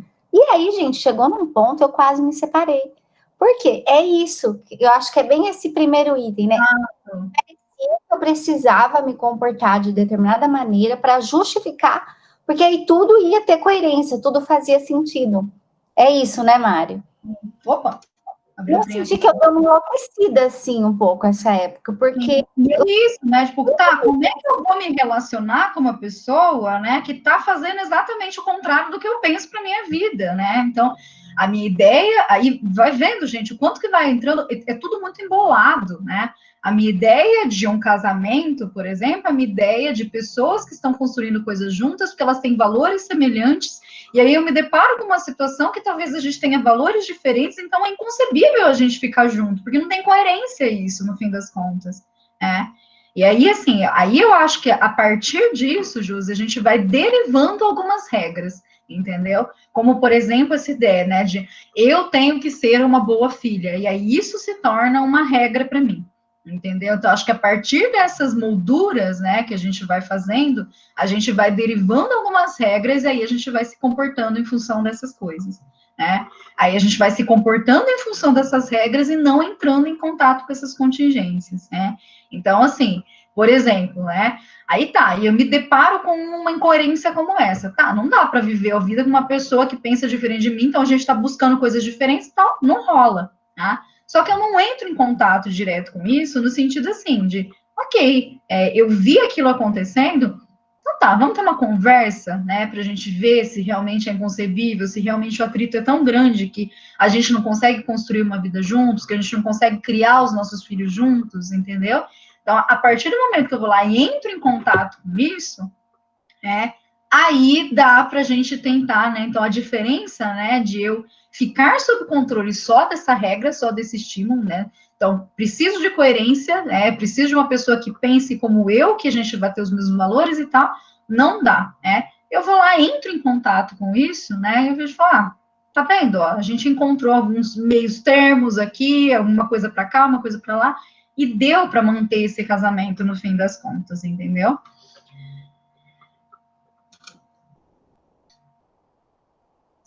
Se a coerência for o único guia das nossas ações, a gente acaba preso nessas ideias, crenças ou conceitos, né? Então, é exatamente isso que a gente está falando. E a gente fica insensível a essas consequências naturais, né? Então, se eu fico buscando essa coerência a qualquer custo, né? Quantas vezes, gente, a gente tem pensamentos que são totalmente conflitantes na nossa cabeça, né? Eu fico buscando essa coerência de uma forma que eu não entro em contato, né, com outros contextos da minha vida, porque isso poderia gerar incoerências, né? Então, por exemplo, eu tenho uma ideia de que eu sou uma pessoa que eu não gosto de ir na balada, né? Eu não gosto de ir na balada. Isso é uma ideia que eu tenho a respeito de mim mesma, né? Não gosto mais, gente. Antes eu gostava. E aí a Josi me convida para uma super balada que vai ser super legal e não sei o que, a oportunidade de a gente se ver quando acabar o Covid, né? Porque eu também sou pró-isolamento. Então, acabou o Covid, a gente vai fazer uma super festa para comemorar e tal. Se eu fico presa nessa ideia de coerência com o meu self, né? Então, a minha ideia de mim mesma é que eu não gosto dessas coisas, eu não consigo me divertir nessas coisas, eu não gosto de música alta, não dá para conversar e tal. Eu não vou, né? Olha a oportunidade que eu estou perdendo, porque eu não estou, né? Eu estou mais presa à coerência do que eu entrar em contato com essas oportunidades mesmo, né? Com esses outros contextos, né? Eu posso ir lá realmente e falar assim, realmente, eu não gosto de música alta e tal, mas eu encontrei a Josi, eu encontrei outra pessoa, eu me diverti, tocou uma música que eu gostei, até consegui dançar um pouquinho em algum momento, né? Então, se eu fico presa nessa ideia de tudo tem que ter coerência, eu acabo não entrando em contato com contextos que provêm outras consequências naturais aí para o meu comportamento, tá? Então, é a ideia, né, da regra e da contingência aí também muito antiga dentro da análise de comportamento, né? A gente busca coerência, mas coerência por si só não garante bem-estar, né? Então, pode estar tudo lindo e coerente dentro da minha cabeça, mas eu estou sofrendo, porque eu não entro em contato com coisas que provavelmente são importantes para mim. Tá? Coerência pode ser encontrada em qualquer lugar, mas pode ser inútil ou prejudicial, né? Como eu, por exemplo, estou falando, tá? Me leva a ações ineficazes, restringe meu repertório de alguma forma. Então, a gente vai buscar essa coerência, mas a gente precisa buscar essa coerência de uma forma, né, que a gente não restrinja a nossa vida por ela, tá? Então, surge a ideia aí de uma coerência funcional. O que a gente tem que buscar, no fim das contas, é uma coerência funcional. Existe a coerência, mas ela está amparada num senso de propósito e de efetividade, tá? Então, isso faz sentido dentro da minha vida. Então, é como eu falo, né, as coisas vão todas se embolando aí, né? Aí a gente vê, por exemplo, a ideia de valores já surgindo para o Reis. Tá? Então, não adianta só fazer coerência, né? Tem que fazer coerência e me levar para aquilo que eu realmente estou buscando na minha vida. Caralho, isso aí explica tudo a questão de preconceito, né? Das Sim. polarizações que a gente vê, é tudo. Ele tem falado muito dessas coisas, assim, né? Ele fez alguns trabalhos explicando, tentando explicar, por exemplo, através de molduras relacionais, por que a gente tem preconceito, racismo e tudo isso, né? Então, é muito legal, né? Ele tem usado muito, né, a RFT e a ACT, para tentar mudar realmente, assim, alguns aspectos do mundo, né, que causam sofrimento para minorias e tudo isso. Então, é muito bacana a gente pensar em tudo isso, né? Não sei se você leu aquele texto que ele escreveu, Josi, é um texto relativamente curto dele, da época do George Floyd lá, que ele fala, ajoelhe e se sinta a dor do outro. Não li. Ele escreveu, caramba. É um texto postado assim, tá postado tipo no Facebook dele. Cara, é um negócio. Aí ele começa a entrar e explicar. Ingrid do céu, você tem que traduzir esse Tomar a perspectiva do outro. Eu travei. Vocês estão travados? Travou. Ixi, travou de novo, gente. Alô? Voltou. Voltou. Já vai traduzir. Não, é incrível, assim, é incrível ele falando disso, né? Ele falando, por exemplo, da questão da empatia, que muitas vezes a gente não consegue sentir empatia, porque sentir empatia envolve eu tomar a perspectiva do outro, e envolve eu estar disposto a sentir a dor do outro. E se a gente não sabe lidar nem com a nossa própria dor, se a gente está se esquivando da nossa, imagina do outro. Então a gente se esquiva isso também. Eu acho que tem ele traduzido no Face já, Ingrid. Eu não me lembro quem que traduziu, mas alguém já tinha traduzido ele. Joga lá no Face, se alguém tiver com o Face aberto aí, joga lá na busca mesmo do Face, ajoelhe-se e sinta a dor do outro. Alguém vai achar esse texto, que foi uma menina do Brasil aqui que estuda ACT que traduziu, aí qualquer coisa a gente cola aqui para o pessoal ver. Tá? E aí tem, né, falando da questão da empatia, do sentir, né, do sentir a dor do outro, aí ele também traz como uma das aspirações humanas o sentir e o experienciar, porque ele diz que no fundo, né, no fim das contas, isso faz parte da nossa experiência, né, isso também, né, a DBT traz muito isso, né, Ju, da questão das emoções serem muito importantes para a nossa sobrevivência. Então, a gente foi selecionado, né, com essas emoções foram sendo... A Ingrid já achou a eficiência da criatura. Então, a gente foi, né, essas emoções foram sendo selecionadas na nossa vida porque elas têm uma importância muito significativa, né, para a nossa sobrevivência enquanto espécie, enquanto grupo, enquanto tudo isso, Então, só que ao mesmo tempo, né, que isso é muito importante para a gente, né, pela forma como a nossa linguagem vai funcionando, a gente vai ao longo do tempo buscando esse não sentir, né? Então é frequente que a pessoa venha para a terapia falando, eu não quero sentir nada disso, eu não posso mais sentir ansiedade, eu não aguento mais sentir isso e tal, né? E aí, para viver essa vida, né, que vale a pena, essa vida que tenha sentido, na verdade, a gente vai ter que fazer ao contrário, né? A gente vai ter que trabalhar com o cliente essa ideia de que para que você viva essa vida significativa, a gente precisa do sentimento, né? A gente precisa dessas emoções, né? Olha o quanto é contraditório, né? Porque a pessoa vem para a gente falando assim, tá, eu quero ser feliz, eu estou buscando a minha felicidade aqui, eu estou buscando sentir, mas para isso eu quero parar de sentir, Eu quero parar de sentir algumas coisas para poder sentir de novo. Chega num ponto da vida da pessoa que é tanta dor, que ela fica anestesiada. Só que ela não quer ficar anestesiada, ela quer parar de sentir a dor. Mas ela tem que entender que para ela parar de sentir a dor, tem o resto do pacote junto. Ela tem que parar de sentir tudo, Mas aí você está vindo porque você quer ser feliz, mas você quer parar de sentir, Então ele vai trazer isso, que no fundo a gente quer sentir algumas coisas. E para a gente ser feliz, inclusive, a gente não poderia sentir essas coisas, tá? Só que aí o grande problema da linguagem, né, como a gente já falou, qualquer estímulo entra ali na classe, qualquer estímulo arbitrário, e qualquer relação, né, simbólica que vai se fazendo com aquilo que me causou dor, pode virar fonte de dor. E aí é que entra realmente a ideia, né, da esquiva experiencial, que a gente vai restringindo o repertório, né, então isso me causa dor, eu não quero sentir dor, e eu paro de fazer isso, né. Isso me lembra aquilo que me causa dor, então eu não quero mais ter contato com isso que me lembra aquilo. E aí a gente só vai restringindo esse repertório para não sentir mais essa dor, né? Só que eu também vou restringindo o meu repertório para sentir, né, coisas boas e aquilo que é significativo aí na minha vida, né? O conceito de desamparo estaria relacionado a essa ideia mesmo, né, do indivíduo dele parar de se comportar, né, Verônica, de ele para de se comportar, né, o desamparo está muito relacionado à ideia aí, né, de incontrolabilidade, né, então o indivíduo, ele começa a entender que tá, eu não tenho controle de absolutamente nada no meu ambiente, então eu simplesmente paro de me comportar, eu não busco coisas diferentes ali, né, porque eu paro de me comportar, né. Devido à natureza bidirecional, né, então lembra as flechinhas lá, vai tudo se relacionando a tudo, né, gente, devido a isso, até coisas positivas podem se tornar fonte de dor, então se a gente começa a evitar essa dor a qualquer custo, até uma coisa que poderia a princípio ter um caráter positivo, né, vai ter um caráter a princípio, né, que vai me lembrar daquele conteúdo negativo, né, então, se eu falo, por exemplo, assim, eu adoro chupar sorvete. Nossa, eu gosto muito de chupar sorvete. É algo positivo na minha vida. Só que aí eu me lembro que a última vez que eu chupei sorvete, eu estava com a minha irmã, que ama mais chupar sorvete do que eu. E eu tô com muita saudade da minha irmã, como eu falei, né? Então, olha só. Eu não vou chupar sorvete, né? Isso não acontece de maneira consciente, dessa forma que eu tô falando, né?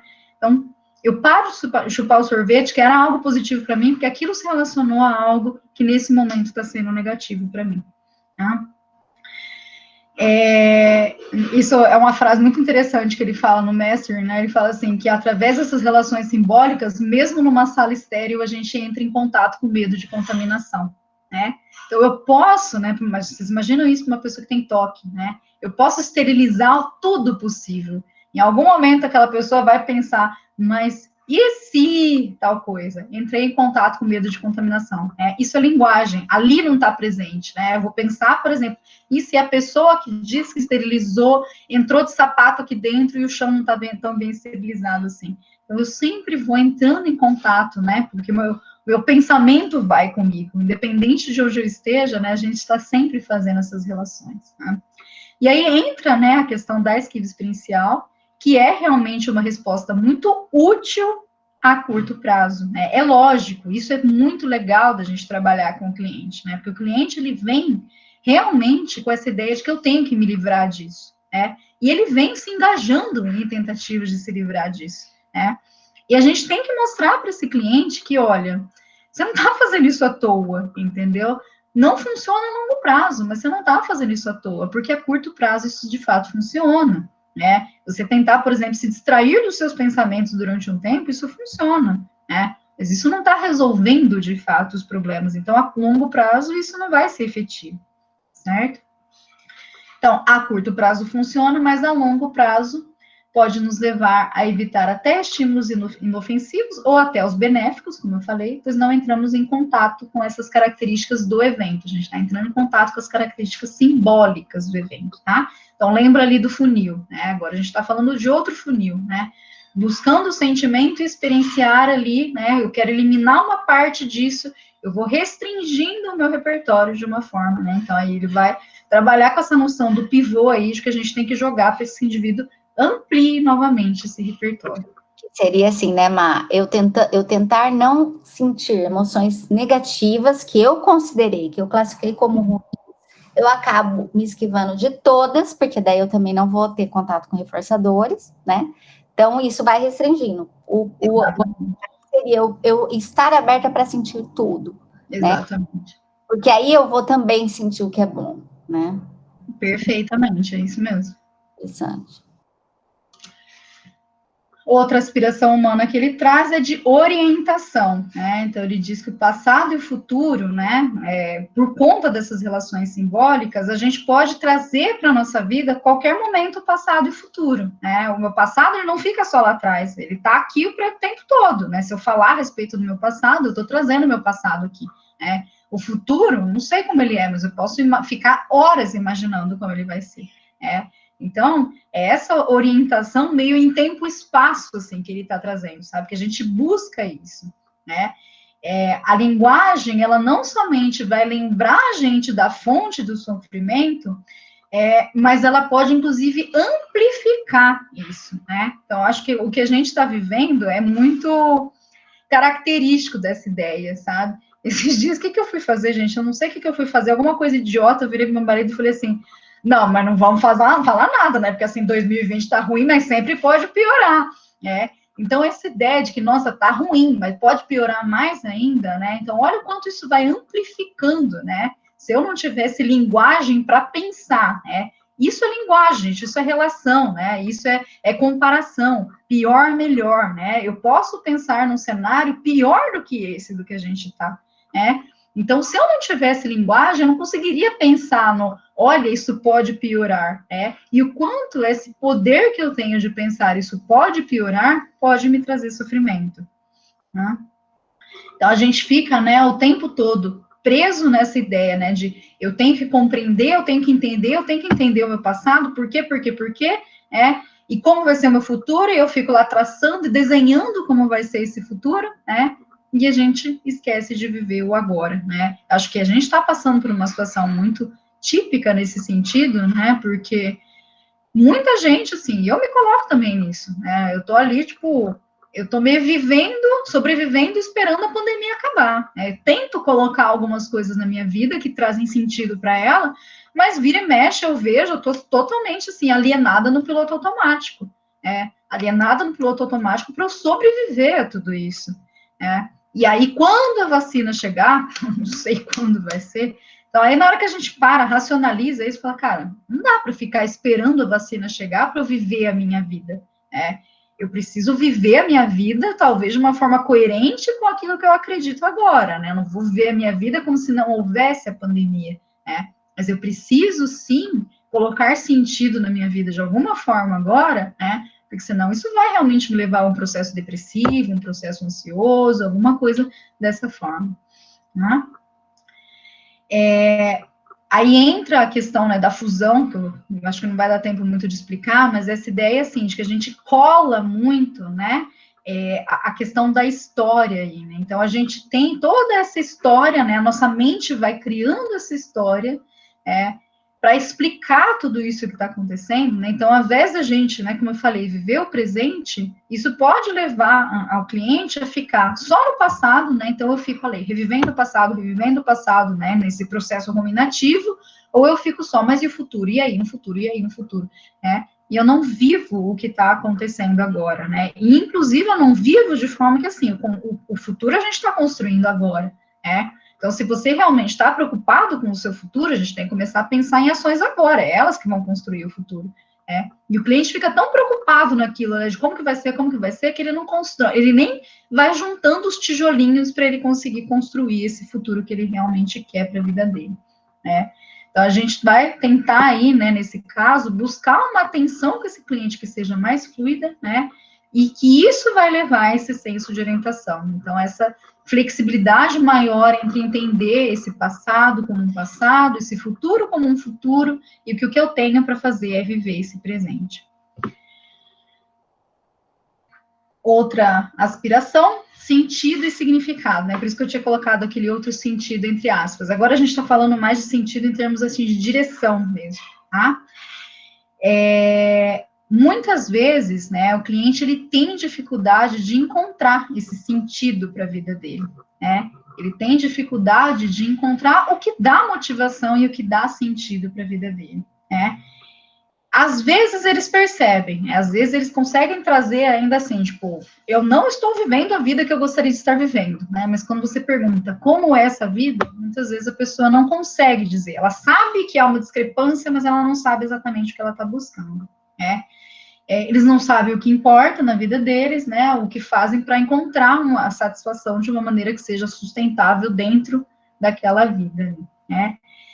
E aí entra, né, uma questão que é muito, né, que aí eu acho que também mescla um pouco com a ideia do pertencimento, né, que é essa ideia de suficiência. Eu estou fazendo o suficiente, né, o que eu quero fazer para minha vida e o que eu devo fazer para minha vida, né, por isso que eu falo um pouco do pertencimento aqui, que esse dever, muitas vezes, vem muito mais do outro do que de mim, e aí eu acabo obedecendo a esse, mas eu tenho que fazer desse jeito, eu devo fazer desse jeito, né, e eu devo fazer desse jeito porque as pessoas dizem que eu tenho que fazer desse jeito, né? E porque eu preciso pertencer a tudo isso, então, né, para eu pertencer, eu preciso fazer desse jeito. Se comportar em função do que se deve fazer para ter aprovação dos outros, né? Olha aí o pertencimento, pode levar a um senso de vazio e insensibilidade, né? Então, lembra lá do funil, né? Eu estou buscando sentido agora, né? Para buscar sentido, eu começo a me comportar de formas que eu vou restringindo o meu repertório, né? Restringindo aqui no que, por exemplo, né? Eu faço só o que eu devo fazer, né? Só que isso vai deixando minha vida totalmente vazia, no fim das contas, né? Então, o nosso objetivo aqui é ajudar o cliente a buscar o que traz sentido para a vida dele, né? A aspiração de competência, tá? Alguns casos, aí, como eu falei, alguns casos o cliente sabe que há uma discrepância, que ele não está vivendo a vida que ele deveria estar vivendo, né? E algumas vezes ele percebe, fala, tá, eu preciso mudar meus comportamentos, né? Em outras vezes, gente, a pessoa não percebe, a pessoa só reclama que não está dando certo, e que ela não consegue pensar que, tá, eu preciso mudar a minha ação para provocar uma mudança, né? Então fica só ali, esperando alguma coisa acontecer, né? E esperando, ruminando aquilo, e nossa, não dá certo, e o que eu estou fazendo também para dar certo, né? Essa aspiração por competência, um dos riscos que se corre é que ela seja transformada em perfeccionismo ou medo de fracasso. Então, você, né, quer tanto fazer aquilo, eu quero tanto atingir aquilo, né, eu quero ser, nossa, agora eu entendi aquilo que dá sentido para a minha vida, então eu vou ser muito foda nisso, eu vou ser a melhor possível nisso. E aí eu me engajo, só que aí vai voltando ali, né, no anterior, é aquele sentido de nunca é suficiente, né? Aquela ideia de suficiência nunca é alcançada, né? Ou o contrário, né? Eu tenho tanto medo de fracassar que eu também não faço nada. Não me engajo em nenhum comportamento diferente porque eu tenho muito medo de eu fracassar, tá? O resultado é que a gente vai deixando de se comportar, então, olha, novamente, né, o funil acontecendo, ou a gente passa a se dedicar a coisas que não são tão importantes, não. Por exemplo, né, um exemplo, não é só por isso que isso acontece, tá, gente? Mas, por exemplo, procrastinação, né? A pessoa tá ali com tanto medo de se engajar naquilo que é importante para ela, ou ela ainda não tem tanta clareza do que é importante para ela, que ela fica procrastinando, né? Então, ela vai se engajando muito em outras coisas e naquilo que é importante para ela não se engaja de fato, né? E aí, aquela restrição novamente, né? Não necessariamente restringe o repertório, mas você está levando para outros caminhos que não são significativos ali para o cliente, tá? Então, a mudança, ela precisa de sentido, tá? Isso, gente, é totalmente a base da arte, né? A arte, ela vem com esses processos de aceitação, né? E muita gente critica a arte por causa disso. Fala só de aceitação. Gente, eu não sei que momento vocês esqueceram que o resto do nome do negócio é compromisso, né? Então, a gente está falando de aceitação e mudança o tempo todo, né? A gente não está falando de aceitação por aceitação, a gente está falando, inclusive, do cliente aceitar coisas que sejam importantes para a mudança dele, né? Eu falo isso muito, né, quando eu estou dando supervisão, assim, e falo para clientes também.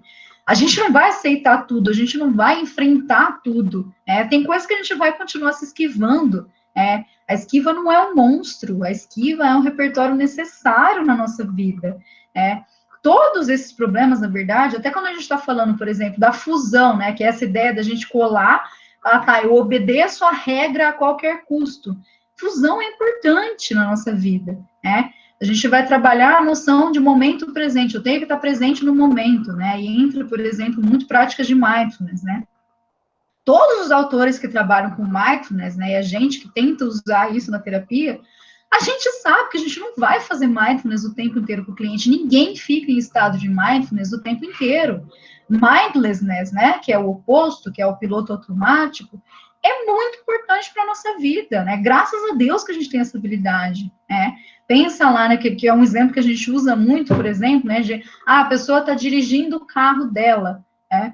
Se eu tivesse que ficar em mindfulness para dirigir o meu carro o tempo todo, eu já ia ter provocado vários acidentes, porque eu ficar em mindfulness aqui, né, de eu cambiando e tudo isso, me permite, inclusive, prestar atenção no trânsito, que é mais importante do que eu prestar atenção se eu estou cambiando ou não o carro naquele momento, né? Então, eu faço isso aqui no piloto automático para poder prestar atenção em outras coisas que são mais importantes, né? Então, não existe nenhum padrão, gente, né? Acho que isso é muito importante, né? A gente fala, por exemplo, da esquiva experiencial, né? Não existe nenhum padrão que é um vilão. A gente precisa eliminar isso a qualquer custo, né? Não, a gente vai fazer isso, né? De forma que gere uma vida de sentido para essa pessoa, né? Eu vou fazer a pessoa enfrentar um negócio que não faz o menor sentido na vida dela, não vai fazer a menor diferença na vida dela.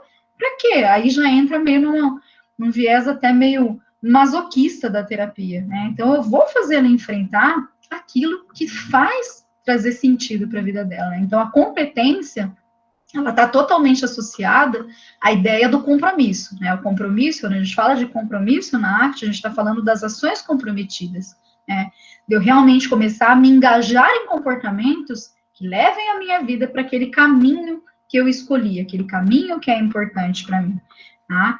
Então, né, isso é muito legal, isso que você está falando, assim, porque... E aí começa a casar muito com a coisa da compaixão, né? Que é onde...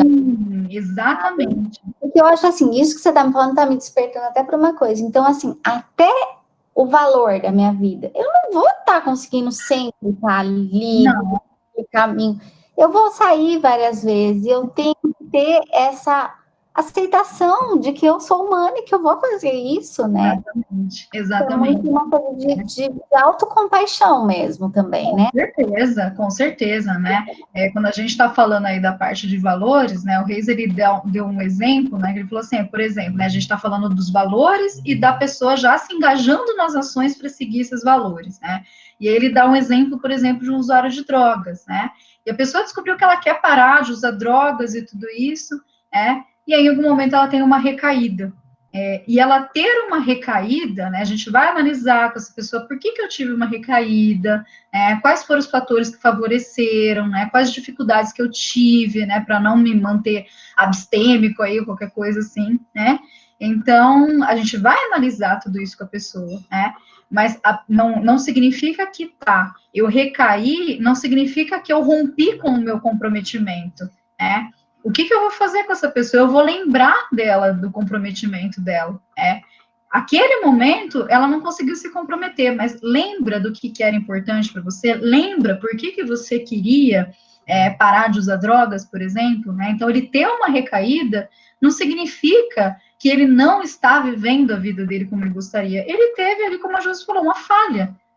E tá tudo bem, porque, né, a gente vai, a ideia de valores, né, gente, é muito uma ideia, assim, de caminhos, né, quando a gente está falando de valores, a gente não está falando de algo concreto, a gente está falando de caminhos que a gente vai traçando, e se a gente pensar ali, né, na metáfora dos caminhos mesmo, né, eu até falo algumas vezes para os meus clientes, eu falo assim, pensa que agora você está ligando o Waze da sua vida, né, quantas e quantas vezes vai aparecer assim, recalculando a rota, quantas e quantas vezes você vai ver e fala assim, nossa, peguei a saída errada aqui, né? Eu preciso voltar e dar uma volta imensa, porque eu estava indo para lá, mas eu me perdi aqui em algum momento, e isso acontece quando a gente está seguindo as direções que a gente quer para a nossa vida, né?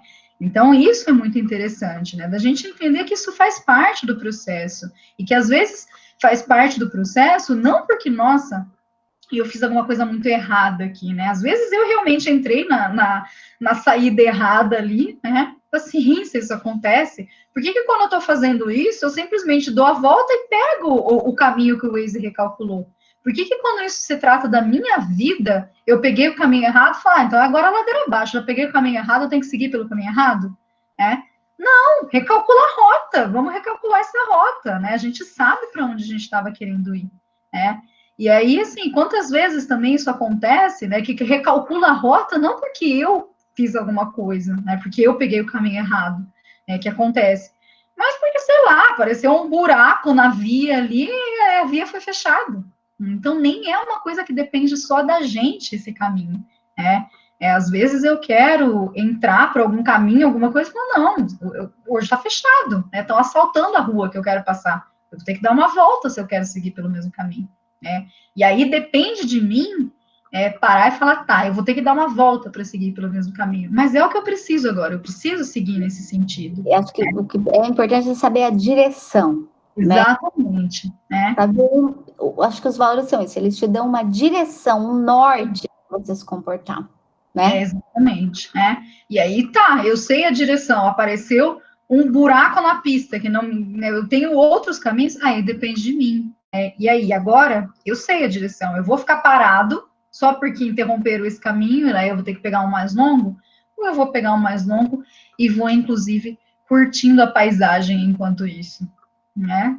Então, é muito, né, essa ideia, né, dessas ações, tudo isso, né, gente? Então, como eu falei, é tudo muito embolado aí, né? É uma coisa associada à outra. Então, eu estou buscando uma coisa, isso me gera outro problema. Então, para eu ter esse senso de competência aqui, aí muitas vezes eu vou, né, como eu falei, fazendo coisas, porque aí, para me sentir competente, aí, nossa, eu vou ser a melhor naquilo, porque aí ser a melhor naquilo vai me gerar uma noção de pertencimento, né? Então, as coisas vão sendo muito emboladas ali, né? E aí, só para, né, eu não vou conseguir entrar em cada um dos pontos, mas só para mostrar, né? Porque aí aqui, então aí a ideia do Reis hoje, né? O que ele traz, né? Que ele fala, tá, quando a gente está falando de modelo, né? Como eu falei de psicopatologia, a gente está falando de flexibilidade ou inflexibilidade psicológica, né? E aí, quando a gente está falando de flexibilidade, tem várias formas da gente. Mas o que a gente mais usa é o Hexaflex. E aí ele vai falar que então são os 6 pivôs, né? Lembra que a gente tem o funil ali e algum pivô que vai jogar a gente para outro lado, né? E esses são os 6 pivôs que a gente vai usar, né? Que é a aceitação, exclusão, self com contexto, momento presente, valores e ação com compromisso, tá? Queria poder ter o tempo, né, de especificar cada um deles com vocês, mas infelizmente não teremos.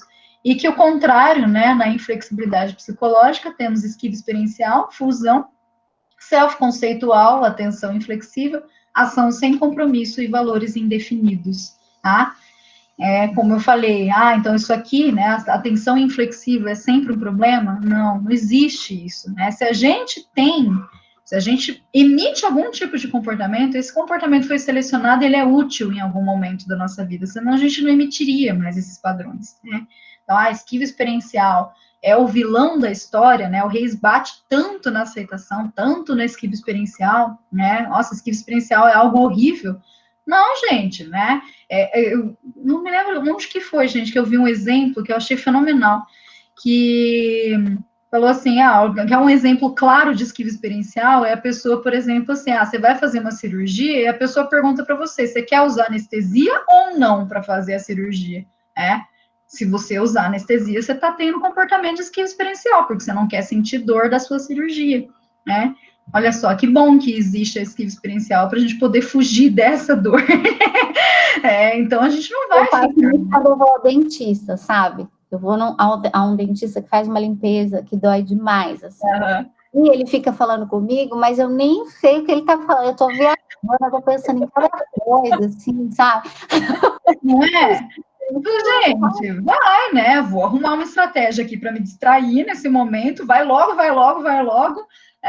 Então, para algumas pessoas, né, naquele momento isso funciona, né? Agora eu vou ficar me distraindo, né? Isso é muito útil, um momento, uma situação curta, né? Acabou aquilo, passou, né? Agora eu vou ficar ali, né, fingindo que eu não sei, que, sei lá, que eu tenho um problema de relacionamento muito sério com a minha mãe, e aí eu fico lá, me distraindo, e eu não encaro aquilo, né?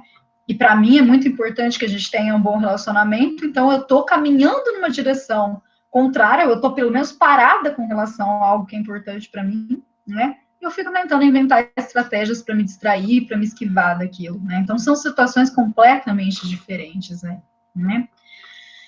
Bom, gente, mas aí, né, então a gente vai, né, ver todos esses pontos aqui do Hexaflex, né, que são, isso aqui já é o mais antigo, né, isso aqui já é o que a gente já trabalhava, né, Josi, que isso aqui já era presente da ACT desde 96, que ele já vai descrevendo tudo isso, né.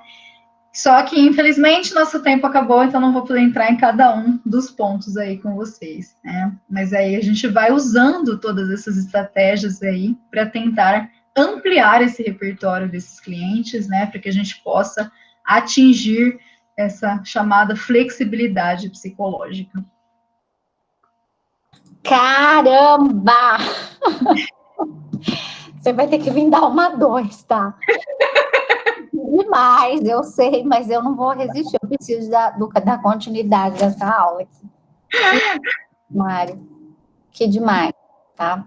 Vocês viram, gente, assim, o cuidado, né? Ela traça todo o histórico, ela vem vindo, tá trazendo as novidades, né? E traz os exemplos. Depois a gente vai conversar sobre os exemplos, tá, Má? Vou te perguntar depois se você quer que a gente edite essas partes, tá? Porque vai acaba fugindo para a internet, mas eu vou te perguntar com cuidado. Uhum. E, assim, nossa, para mim fez muito sentido. Eu acho que, eu sei, é difícil a gente olhar para tudo isso algumas vezes e pensar, tá, vamos voltar para análise de comportamento, mas, meu, ele é muito gênio mesmo. Não é, gente? Eu ainda tô assim, eu tô esperando, gente, eu tô esperando ele se explicar. Falar, tá, de onde você tirou isso, homem? Pelo amor de Deus. Conceitualiza isso melhor, né? Mas eu acho que, assim, pelo histórico que ele vai trazendo, né? Então, como eu falei, lá de 84, né? De ele se remeter e falar, ó, eu escrevi isso lá, eu não sabia o que eu estava fazendo, né? Mas aí eu fui estudando de uma maneira que falei, é isso aqui, é isso que explica aquilo que eu estava falando, né? Então, assim, até agora eu não vi muita bola fora dele, não, infelizmente, né, Josi? Pois é. Eu falo que eu dou motivo, ele me dá motivo para eu deixar ele rico, né? Porque ele vai construindo a coisa de uma forma, fala, meu, realmente, homem, olha, parabéns. Não cansa, né? O cara não cansa, caramba, ele tá sempre fazendo. Nossa, e assim, gente, assistir, né? Porque aí tem os roleplays dele, faz sessão, faz tipo roleplay com o pessoal da plateia, e tem sessão dele gravada, tá? Caramba, deve ser demais. Sou retardada, assim, também, né? Mas é muito absurdo, assim. Ele vai pulando, né? Porque isso aqui a gente vai trabalhando, né? Essa questão dos pontos aqui, a gente vai trabalhando tudo ao mesmo tempo. Não é um protocolo, eu vou trabalhar isso, eu vou trabalhar aquilo, eu vou trabalhar aquilo. Então, é tudo misturado, né? Como eu mostrei para vocês, uma demanda do cliente vai vir com tudo misturado ali. Você vai pulando de galho em galho, trabalhando tudo isso, né? E aí você vê o cara fazendo isso e fala, meu Deus, como que ele teve essa sacada de ir para isso agora, sabe? É genial, assim, genial, não dá uma bola fora. Até na hora que ele dá a bola fora, ele consegue aproveitar aquilo de uma forma terapêutica, é incrível. Que legal, Mari. Nossa, gente, eu amei. Eu amei, né? Eu queria que alguém aí dos alunos mais novinhos... a Ingrid vai falar, ela não é dos mais novinhos, mas vamos lá. Não, eu queria saber se tem alguma referência, eu coloquei aí no chat até, para ler sobre essas aspirações, nem que seja em inglês mesmo, alguma coisa que esteja disponível aqui no Brasil. Então, Ingrid, na verdade, assim, eu vou descobrir agora se nesse livro novo dele ele fala dessas aspirações já, né? Ele fala dos pivôs, que ele já falava, então ele coloca isso nesse livro novo no modelo dos pivôs, que ele não falava desse modelo antes, né? Ele dava alguns indícios ali, né, no Get Out, né, ele já falava alguma coisa de pivôs e tal, mas ele não construiu esse modelo mesmo, né? Então, ele foca muito nisso, mas eu ainda não vi se ele fala dessas aspirações, tá? Mas tem muita coisa que ele vem falando nos cursos, né? Dessa parte, dessas aspirações, ele não colocou nem muitas referências, por exemplo, ele coloca referências da parte biológica, dos primatas, do pertencimento e tal, né? Mas do resto, tem muita coisa ali que eu fui colocando, que é muita coisa do que eu escrevi, ela é referência, é do Master in Clinical Conversation, né? Que aí quando ele vai falar, por exemplo, de sentido, aí ele vai explicando, né, como que funciona isso e tal, né? Mas ele não fala da aspiração em si, entendeu? Ele fala do processo de como que a gente vai criando sentido e tudo isso, e dos problemas que isso vai causando, né? Mas tem muita coisa que ele vem falando nos cursos que ele mesmo fala, ele fala, gente, não foi publicado nada a respeito disso ainda, né? Tem até coisas que ele pede, assim, ele fala, gente, não divulga isso, que a gente não publicou nada a respeito ainda, né? Então, tem imagens e tal que ele usa, né? Tá muito na moda agora, né? Não sei se vocês já viram que artigos, as palavras-chave, vêm como se fosse aquelas nuvens de palavras, assim, né? E aí, isso é um trabalho que eles fizeram, que, assim, imenso. Eu não me lembro quantos artigos de clínica que eles avaliaram, que ele deve ter vários estagiários escravos para avaliar isso para ele, né? E eles foram avaliando, assim, por não sei quantos mil artigos de clínica, e nesses artigos, tipo, tá, o que foi sendo trabalhado? Era habilidade social, era não sei o que, eles foram classificando tudo que aquele artigo trabalhava, né? Em qualquer abordagem, né?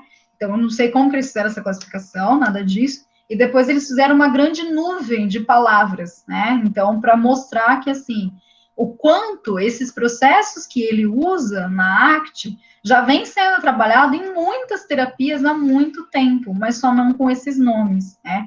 E aí, isso é uma coisa que, por exemplo, ele pede, ele fala, gente, não divulga a nuvem de palavras e tal, porque a gente ainda não publicou, a gente ainda não terminou o trabalho e tal, né? Então, tem muita coisa que ele tá trazendo, assim, é como eu falei, eu não sei, eu espero que ele se explique, eu espero realmente que ele se explique. Ai, Mari. Nossa, agora eu também fiquei super esperando, porque eu achei muito interessante, fez muito sentido para mim. Legal, essa parte das aspirações, achei muito bacana. Espero que logo saia alguma coisa pra gente poder pensar que tudo isso é muito novo, né? A Mari tá lá fazendo um curso agora com ele, tipo, nossa, Má, muito obrigada, meu amor, muito obrigada mesmo. Imagina, eu que agradeço, espero que tenha ficado minimamente compreensível aí para os mais novos também, né? Mas eu até tentei entrar, assim, de uma forma mais trazendo exemplos e coisas assim mesmo, gente, para não ficar muito só na teoria, né? Porque eu sei que essa teoria é uma teoria super complexa, né? Essa parte, por exemplo, da RFT, não tentem me fazer explicar isso, porque não é a minha praia, tá? Pô, eu sei o mínimo de RFT aí para conseguir usar a ACT e tudo isso, né? Se vocês quiserem RFT, vocês vão procurar o João aí, por aí, que é ele que é o mestre nisso. Ah lá, tem a aluna falando, a Lorena, né? Caroline, ela... Obrigada, Lorena, que legal, que bom que vocês gostaram, né? Espero que... E assim, gente, tendo dúvidas, questões, sugestões, né? Querendo materiais, coisas assim, a gente... quero outra aula. Você quer outra aula para eu continuar? Porque eu tinha mais uns 10 slides daqui para frente. Pronto, já está pronta. É rápido, é só eu ia explicar cada um dos pontos aqui, ó. Tá? Já tem, já tudo pronto aqui, ó. Só que não dá tempo. Mari, vamos marcar assim, meu amor. Pode ser, ó, eu dou um tempão ainda para isso, pode ser? Oi? Em dezembro? Uai, tá pronto aqui, gente, de verdade. Só, eu sou muito cara de pau, então amanhã, gente, amanhã, 10 horas. Amanhã eu não posso, amanhã eu tenho aula, gente, amanhã eu tenho aula. Não, amanhã eu tenho do Tiago Zortea, sabe? Nossa, Márcia, você tá foda, você tá fazendo tudo mesmo. Amanhã ele vai, finalmente eu vou conseguir assistir uma aula desse homem, gente. Faz muito tempo que eu tô querendo ter uma aula com ele, agora essa online da pandemia vai me permitir ter aula dele. Ele é suicidologista, né? Muito cara do suicídio do Brasil, né? Agora mora na Irlanda, né? Ele tá na Escócia, acho. Escócia? Ah, muito legal, muito legal. Muito obrigada, muito obrigada. Eu que agradeço o convite. E vamos marcar outra assim, porque eu acho que, nossa, fiquei com gostinho assim de quero mais. A parte seguinte é a parte que você já sabe tudo, a parte que você que me ensinou. Tá bom. Mas assim, se realmente, assim, se for do interesse, se todos quiserem de fato, né, eu acho que é até legal essa segunda parte a gente fazer com mais tempo, porque aí dá para a gente trabalhar exercícios, entendeu, né? Dá para a gente fazer metáforas de aceitação, porque só passando não dá tempo de fazer nada, gente. Que legal. Má, e daí a gente pode até marcar uma, assim, sabendo que nem vamos gravar, sabe? Porque aí a gente faz exercício entre nós. Sim, sim, exatamente.